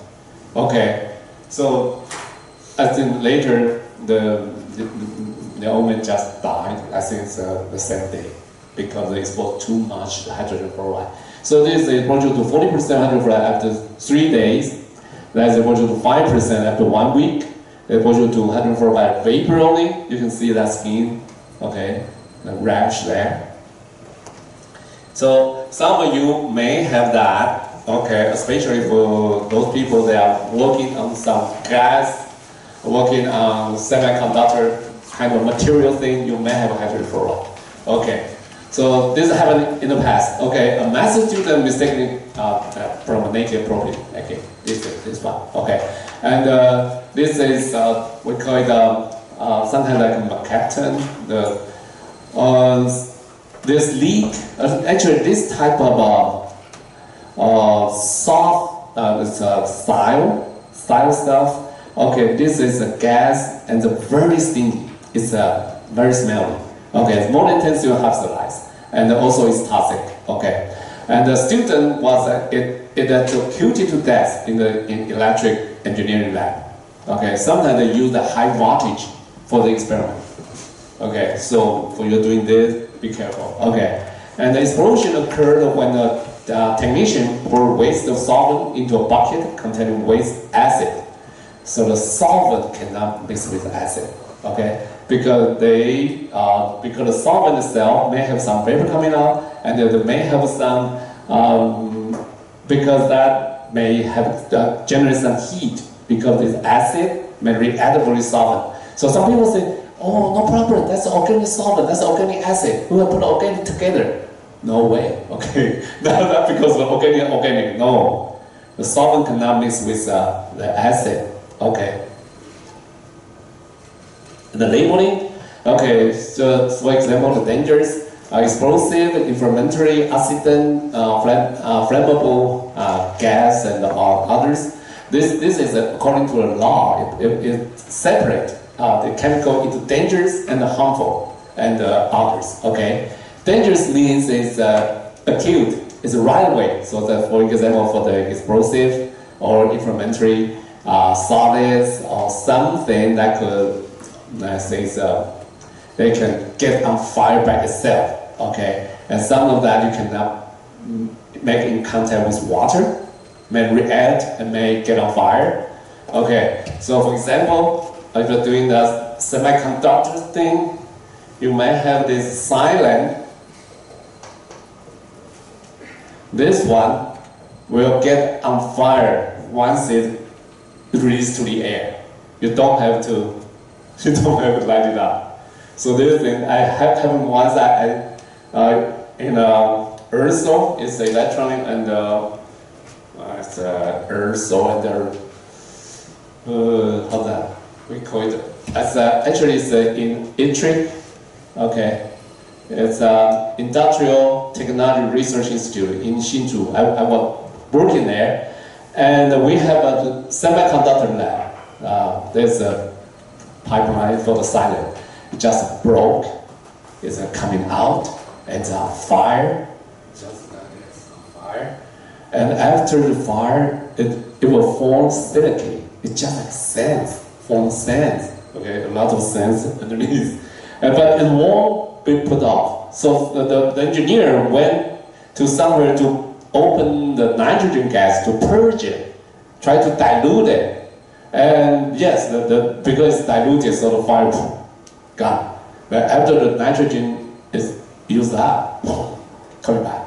Okay, so later they found how to turn this pipeline off. That otherwise, it itself is not. If it's not a lot, it's okay. But it may make something else. The whole building get on fire. Okay, so this kind of thing will be careful. Okay, accident, flammable gas, and others. The harmful means that those effects could be delayed. Could be not. It should be long term, something like that. Okay, for carcinogenic, toxic, reproductively toxic, and corrosive, neurotoxic, sensitizers, toxic to kidney, liver, and the blood cell synthesis, and others. Okay, those are called harmful substances. Okay, for labeling, okay, the foreign Chinese national standards. Now we have a GHS. Now it's a globally harmonized system. Okay, GHS. But still, I will introduce you the old ones, but now we don't use it in our labs. Okay, all universities.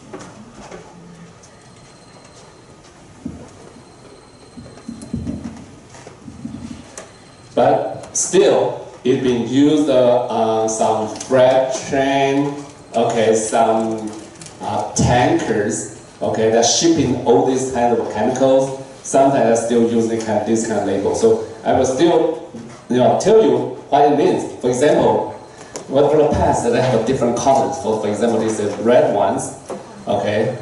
Okay, so the graphic representations, okay, so here, type 1 is explosive. There are all different colors. The type 2 gases is for the flammable gases. Okay, this is non-flammable. We don't say inflammable. But in English, sometimes inflammable means flammable. Okay, IN doesn't mean it's not flammable. Okay, so it's the non-flammable. Okay, and this is toxic gas, and this is the flammable liquid. Okay, and this is flammable solids, pyrophoric. Pyrophoric means that it will get on fire by itself. Okay, and dangerous when wet, get with in touch with water. Okay, the type 5 is acidizing or organic acidizing. The type 6 is toxic. Okay, and the type 7 is radioactive. Type 8 is corrosive. Corrosive, we can see that when it's get into a steel plate. Okay, it's corroded. Get into your skin, also corroded. So it's a corrosive and the other dangerous. Okay, those just for your reference, because the real thing, okay, we call it the GHF, the GHS, the globally harmonized system. Okay, there are 4 intuitive tools. First, color, symbol, number, Chinese. Sorry, so the most of us Chinese. But now, okay, I will show you this one. Okay, this one called the globally harmonized system. Now in your lab, you should use this. Okay. A few slides, previous few slides that are in old system, but are still used for the ships, for the freight trains, okay, some tankers on the highway. But for this, now it's for the globally. Also, all the factories in Taiwan, all the labs in Taiwan, we should use this. okay, being issued for like more than 7 years, but some factories still didn't change. Okay, did not follow yet. Okay, haven't followed yet. Okay, but this we should use this. The 9 categories, the 3 categories, and 27 subcategories. Okay, so all in one column. No more, not colorful anymore. Okay, so here you can see that. Okay, this table actually tells people how to transfer from the old system to the new system. Okay, for each number you can find a new labeling here. But here we have some new labeling. In the past we don't have this. We don't have this kind of a graphics representation. Okay, and also this. Okay, 9 different graphic labeling. So how to label the store chemical? Okay, so in your lab, okay, for those type of you're putting in your cabinet, they have to be labeled properly. Okay, put in those labels. Okay, and okay. Then for the major parts, okay, this is a highly pressurized device and the containers. Okay, this is the highly pressurized cylinders. Okay, in your lab. Okay, they have major parts like cap, valve, and the cylinder itself. Okay, and the weakness part is the valve. Okay, the valves, I'll show you. Okay, this is the cap. Okay, this is a cap, this is a cylinder. The valve is this, here. This is the most vulnerable part, weakest part. Okay, so actually I think in University of Texas, one time they didn't face and they didn't put it up at the right place, didn't fasten it. So if there's someone just knocking it hit it on the bench, then the valve came off.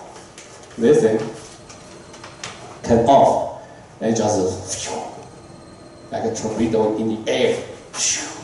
It hit on the wall, through it, go through the wall, the 3 walls, and it stopped. So if you are on the course, it will be very dangerous. Okay. Okay, so pay extra attention to flammable gas like hydrogen and toxic gas. For the semiconductor lab, you might have this. This is super toxic. There's more toxic than chlorine, okay, and much more toxic than chlorine. And this also has very broad explosion. We call it interval, okay, explosion.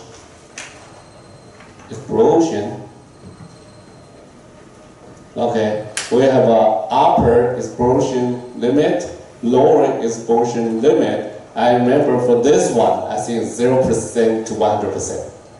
For the gasoline, it's like 7.6 to like 14, something like that. Pretty narrow for gasoline. Okay, if it's higher than that, the upper explosion level, it won't explode. It's too much. It's too damp. Too much gasoline. It's lower than that, it won't explode for gasoline. Okay, so for your motorcycle, you put gasoline in your oil, the gas tank, and then you start it. Then the gasoline has to be put into the engine. The engine is a piston. They have to press it down to concentrate to a certain level. Then you give it a spark. Okay, so your piston will move up and down. They have to make the gasoline, press it, concentrate it to a certain range, then you explode. But for this thing, I think these two, really very explosive. Okay, so it's like roughly like 10. It is like 0 to 100%. This one is like 10 to 98%, something like that. Very explosive. Okay, very toxic and very explosive. Okay, fasten cylinders to the wall or other proper fixtures all the time. Okay, this is just some minor thing. Okay, how about just continue? and finish 10 minutes earlier. How about that? Okay. If you want to go out, take some rest. You can just do it. Okay. So here is different cylinders. They will have a ring right around the valve. Here, they put it here. There's a colorful ring right here. That actually tell you how old the cylinder is. There's different colors according to the year it is made. Okay, and also the cylinder have different colors. For oxygen, you have black cylinder. Hydrogen is really explosive, very dangerous, so you make a red cylinder, and the carbon dioxide is green. Okay, and the chlorine is yellow. Okay, and ethylene is brown. Ethylene is for the AA, for the flame atomic absorption spectrometry. Okay, they use that to make the flame, the acid temperature is about like 2,800 degrees Celsius. Okay, and with the nitrous oxide N2O, it could be as like 3,000. Okay, so and we have an accident in our university. Actually, it's a teaching lab. During the lunchtime, teaching assistant starting AA. I think it's 3AA. Okay, and he went. There's a fire there. Okay, the flame. Okay, fire there, and he went to lunch. And later I went there and saw that actually his data got explosion, and it's something that the lab is not big. It's like from there to here, and the 3 AAs, and it's numbered. It's like only like 3 or 4 meters wide, and there's a wall. The wall is big like this. And there was air conditioner. It's like put on a window. It just fly out, drop into the first floor. Because that lab is the second floor. It's very fortunate that underneath is a garden. No one passed through that. Okay, so no student get harmed. But it's a very bad accident, okay? And the wall is like all black. Okay, get on fire. Okay, so for the accidents associated with gas cylinders, the high pressure cause failure that cannot hold the pressure, a reaction between oxygen and oils, mixing of gases, over refilled, okay, something like that. Fire or explosion by flammable gases, poison by toxic gases, and suffocation by inhaling inert gases. Okay. So that's an accident first. It's a chemical plant. A contractor worker is using oxygen and ethylene to cut plate tube. Okay, and the oxygen cylinder exploded. Okay, okay. There's some kind of I also have worked in the field and use this type of thing. There's one is ethylene, and this is oxygen, and there's a knob here, and this is okay. Coming out. When there is like a huge fire, then you turn on the oxygen, supply more here, then it will later will become something like this, and the fire turning from like a yellow, red, turning into like a really like a bluish, and a very strong jet. Okay, so you can use that to cut the steel plate. It's a very high heat. Okay, high temperature. Okay, so this thing in the past we don't have the check valve. Now we have the check valve. In the past, if sometimes you are doing that and then use too much oxygen or something, you just didn't make it right. The fire can just burning back into the pipeline. You can hear that pop, there's a fire. Then the master told me, okay, I learned from him. Told me, if you hear that, that's wrong. Don't look back. going to have an explosion. So what? It's about 20 years ago. Okay. Okay. So this happened. Okay. The welder died, and his colleague was seriously injured. One worker for the chemical plant was slightly injured. Okay. So at the anti-backflow device, is that Cheva. Okay. Now that's 10 years ago. They started to use it. Okay.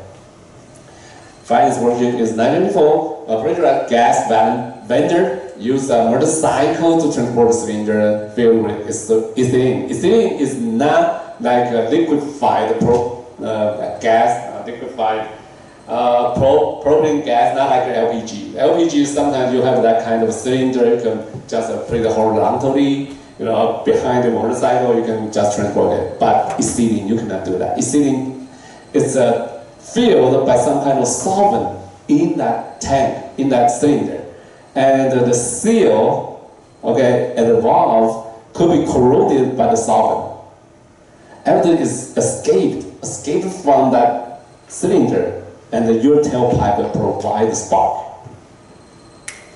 Just exploded. Okay, so the workers died, the motorcycle was destroyed. Okay, ethylene cylinder should always be kept upright, always stand up.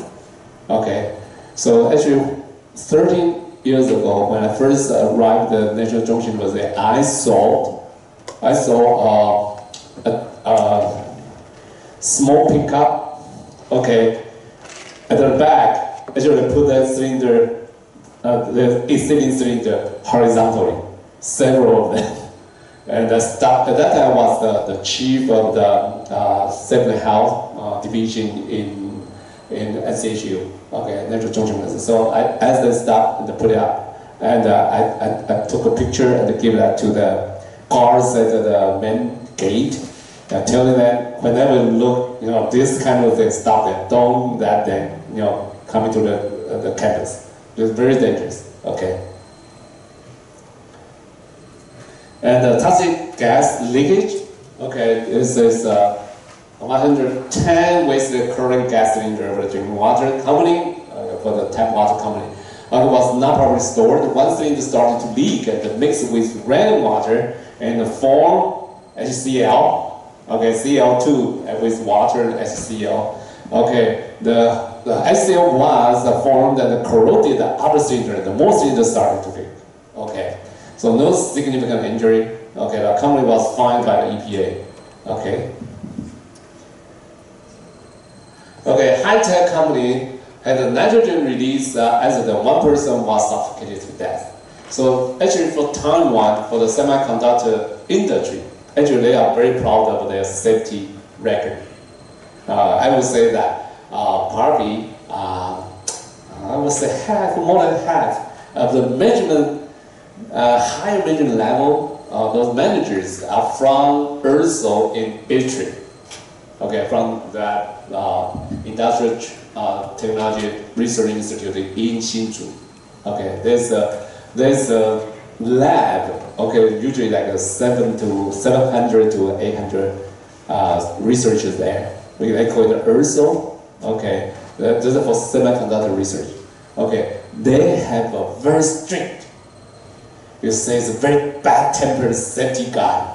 Always asking to do this, asking to do that. Very strong guy, very macho. Okay, and actually one time he asked the ERSO, the head of ERSO, to shut down a lab. Actually inside that they have I think they have $500 million machine there. Okay, they are trying to do the most advanced research, but because they don't follow the safety rules, he asked the head to shut it down, and the head listened to him. Just shut it down for a week. All the researchers did. But it's very good. So the people came out. I think most of the people, the turnover rate is very high because the semiconductor industry, they want to hire those guys from ERSO. So they averaging only they stay only 3 or 4 years. Okay, like a trend there, and then they went for the semiconductor industry. And so in Taiwan, the semiconductor industry, you seldom hear any safety accidents happen there.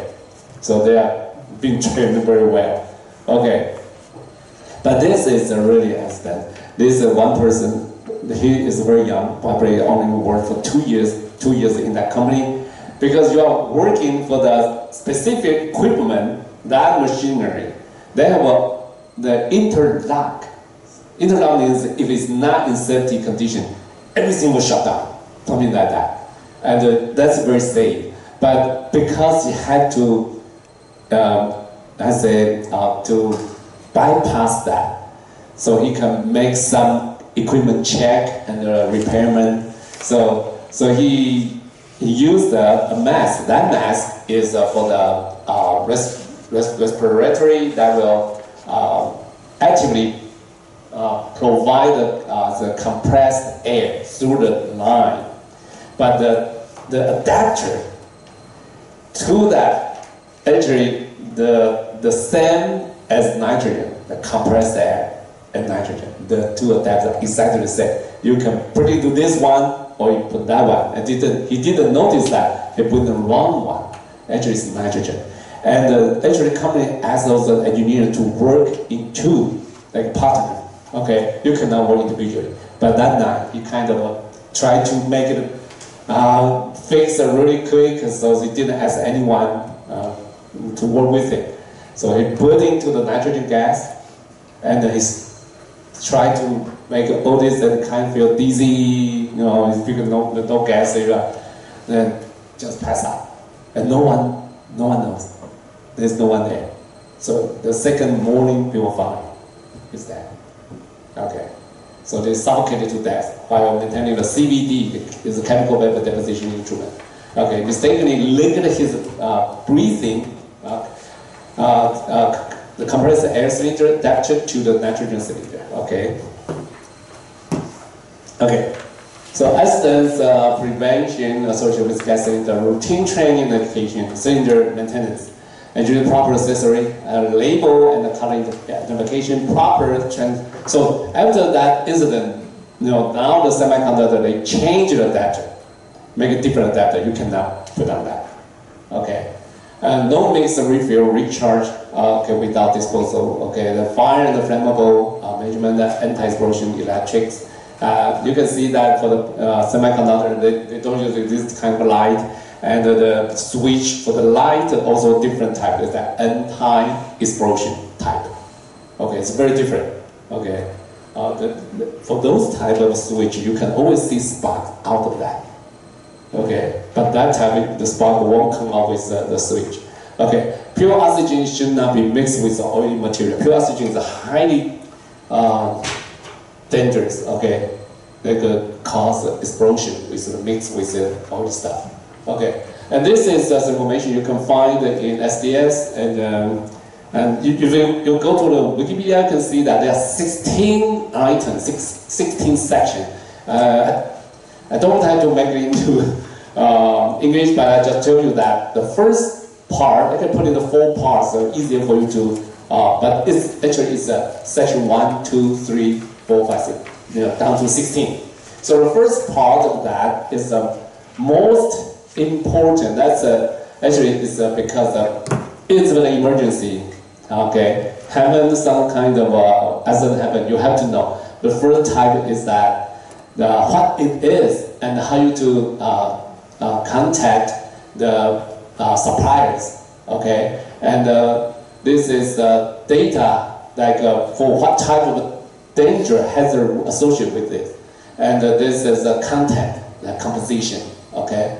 And this is how to do the rescue, okay, how to put out a fire, if the release, how to take care of the release, okay, and how to prevent, so this is not so urgent, how to prevent the accident, and this is other useful information. Okay, so the SDS actually is a range according to, sometimes you have some accident, you got SDS, first thing you want to look at how to take care of it, right? So you put it at the very front, okay? And this is, if it happened, how you going to do with it? Okay, the first part and second part, okay? Okay, the SDS, in the past we asked every lab have to prepare the SDS here in a folder. Okay, it's in hard copy. Okay, you just got an empty slide for the previous one, right? I just put it. Okay, okay, and now we don't ask for that. We ask you if you have the internet resource. Okay, you can put it down here, but it have to be within 3 years. That means it's been updated. Okay, you don't link to the very old SDS. Okay.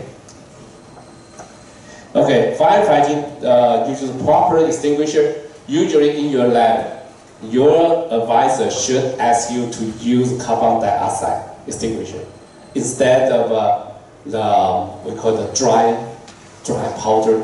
Okay, the dry powder is a lot of particles.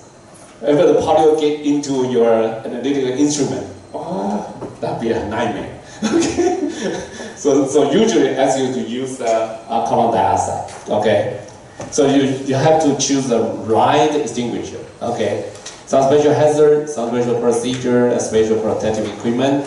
Okay, the fire explosion is chemical chain reaction. The 4 elements, first you need to have the fuel, then you have oxygen, and the temperature is high enough, then the chain reaction. Okay, so the chain reaction make it into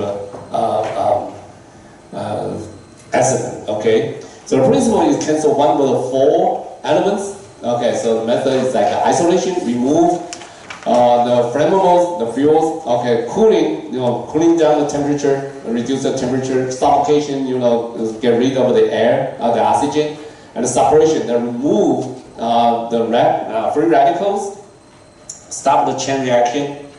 So for the categories of fire, we have A, B, C, D, 4 types of fire. The type A is a common fire, just like a paper, like a wood. This kind of fire. Type B is caused by the petroleum products, flammable oils, liquids, or paints. This you can enter the water to put it out. Okay. And type C caused by electric devices and the facilities. So once I saw a motor got on fire. So motor is because the wire inside, the copper wire inside, actually the insulator layer on top of the wire just melted, so high heat. So they just touch and it gets short circuit. Okay, so that's get fire and then the whole thing just get on fire. So the motor on the floor get on fire this high. Okay, so that thing you can put it out. After that, you still have to watch it for a while because the inside is still very, very hot. Inside that core is still very hot. If you don't watch it for a while, it may get back. The fire may get back. Okay, so this is a very specific for the type C. The type D is caused by metal. For example, the potassium.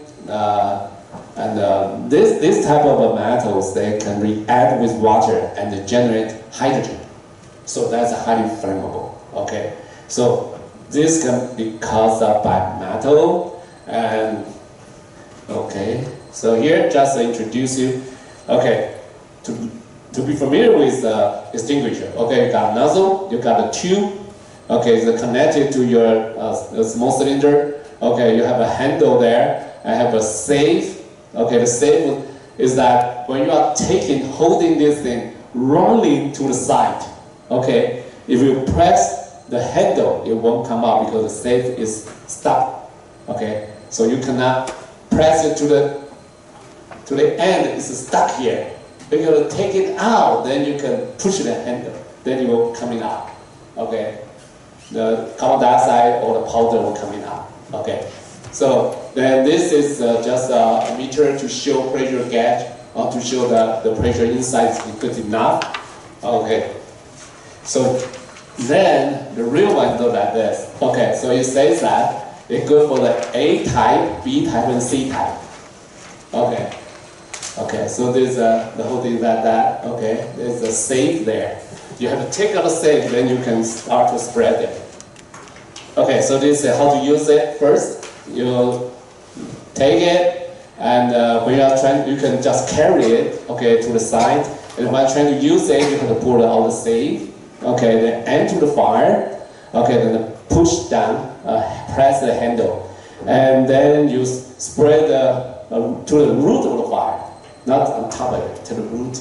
Okay, where the fire is coming out, and doing like a sweeping motion. Okay, this time, and then after that you have to make sure monitor for a while. Okay.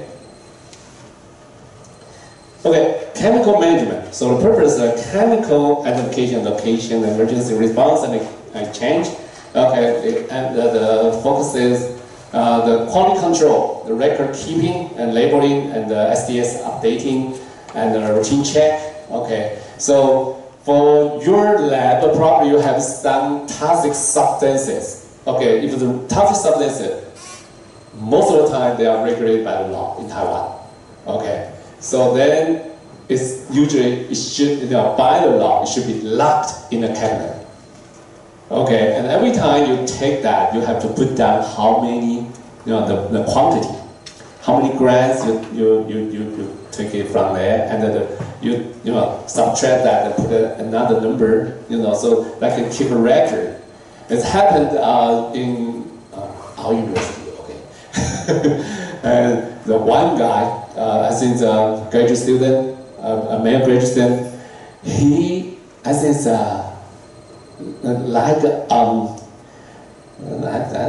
he just by himself, he loved a female research graduate student at the other lab. And he expressed that to her, and she refused.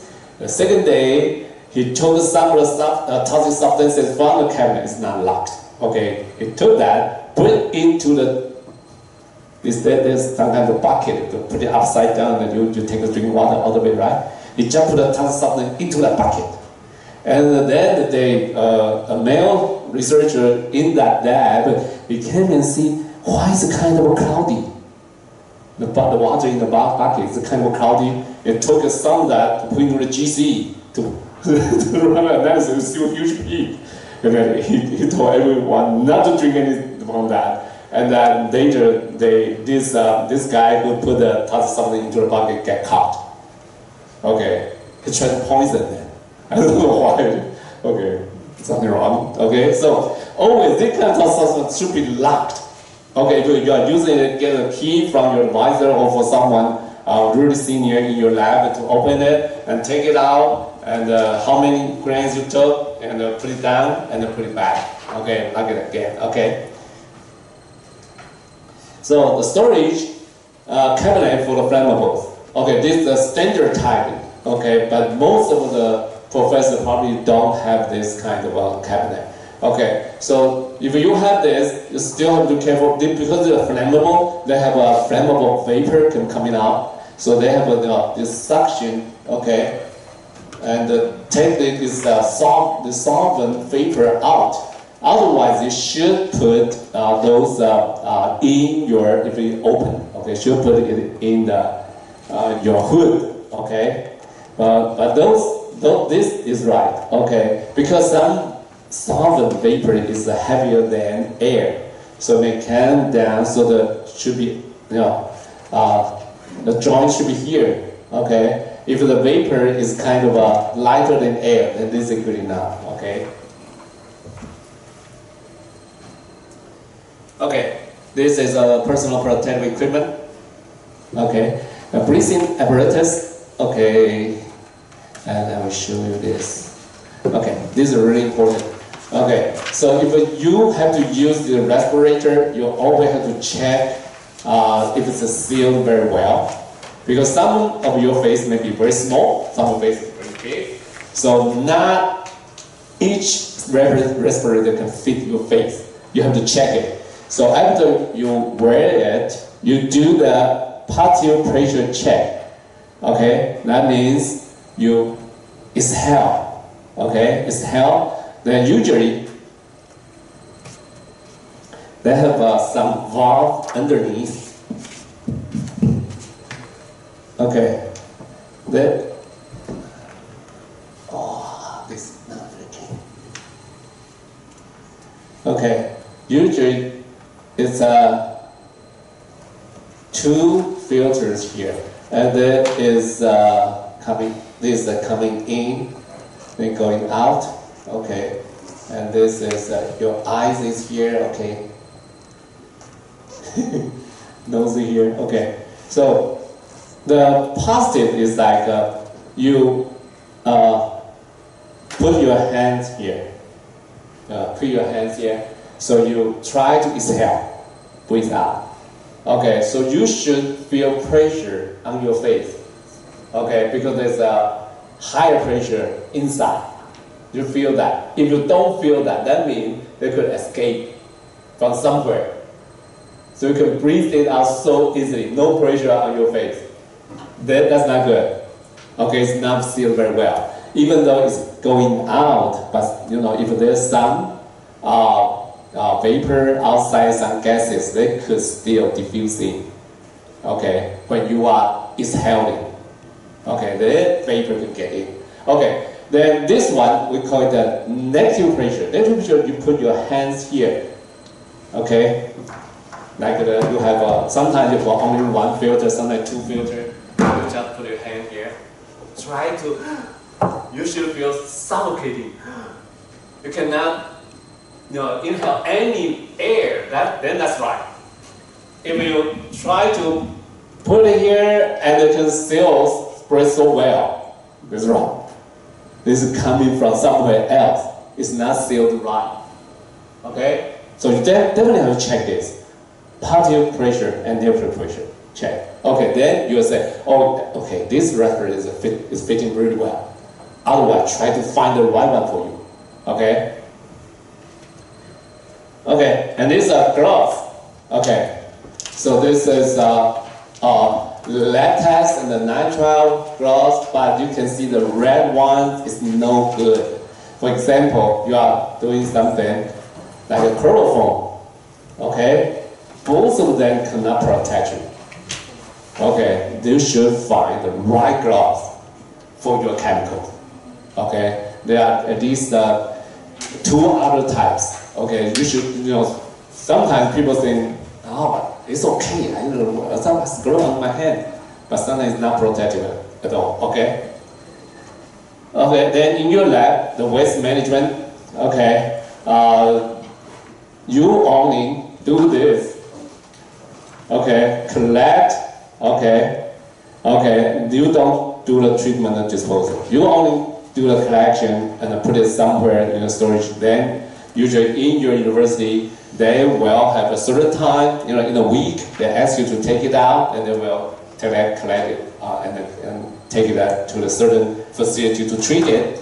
So during this temporary storage, you should be careful. There are so many buckets. It should be right labeling in the right way, so you don't mix the acid and solvent together. You don't mix those incompatible things together. Okay, so here, okay, if you don't have this is in Chinese. You can find the English one on the web. So how do you read this? Okay, that means the first one. Okay, the first one to the first one is good, but the first one to the second one, look at this one.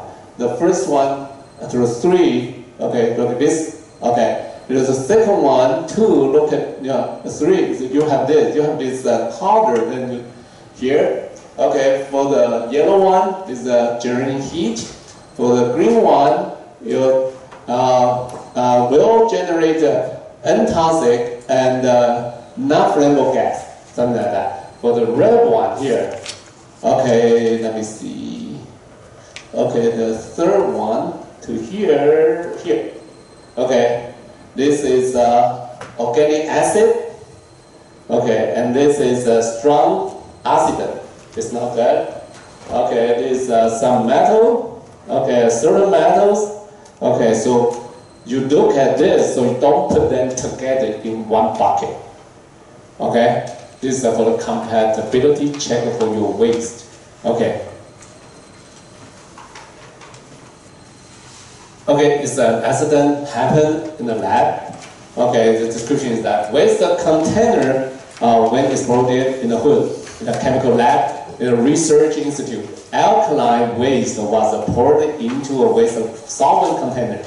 Alkaline acid cannot mix with solvent. Alkaline stuff cannot either. Okay, cannot mix with solvent. Okay, and started a chemical reaction. The container exploded after 38 minutes. Okay, no injury. The hood was totally destroyed because nobody there. Everyone left. Okay, otherwise definitely someone get injured. The stadium was partially destroyed. Prevention carried out the second health rules and the compatibility check. So the compatibility check is very important.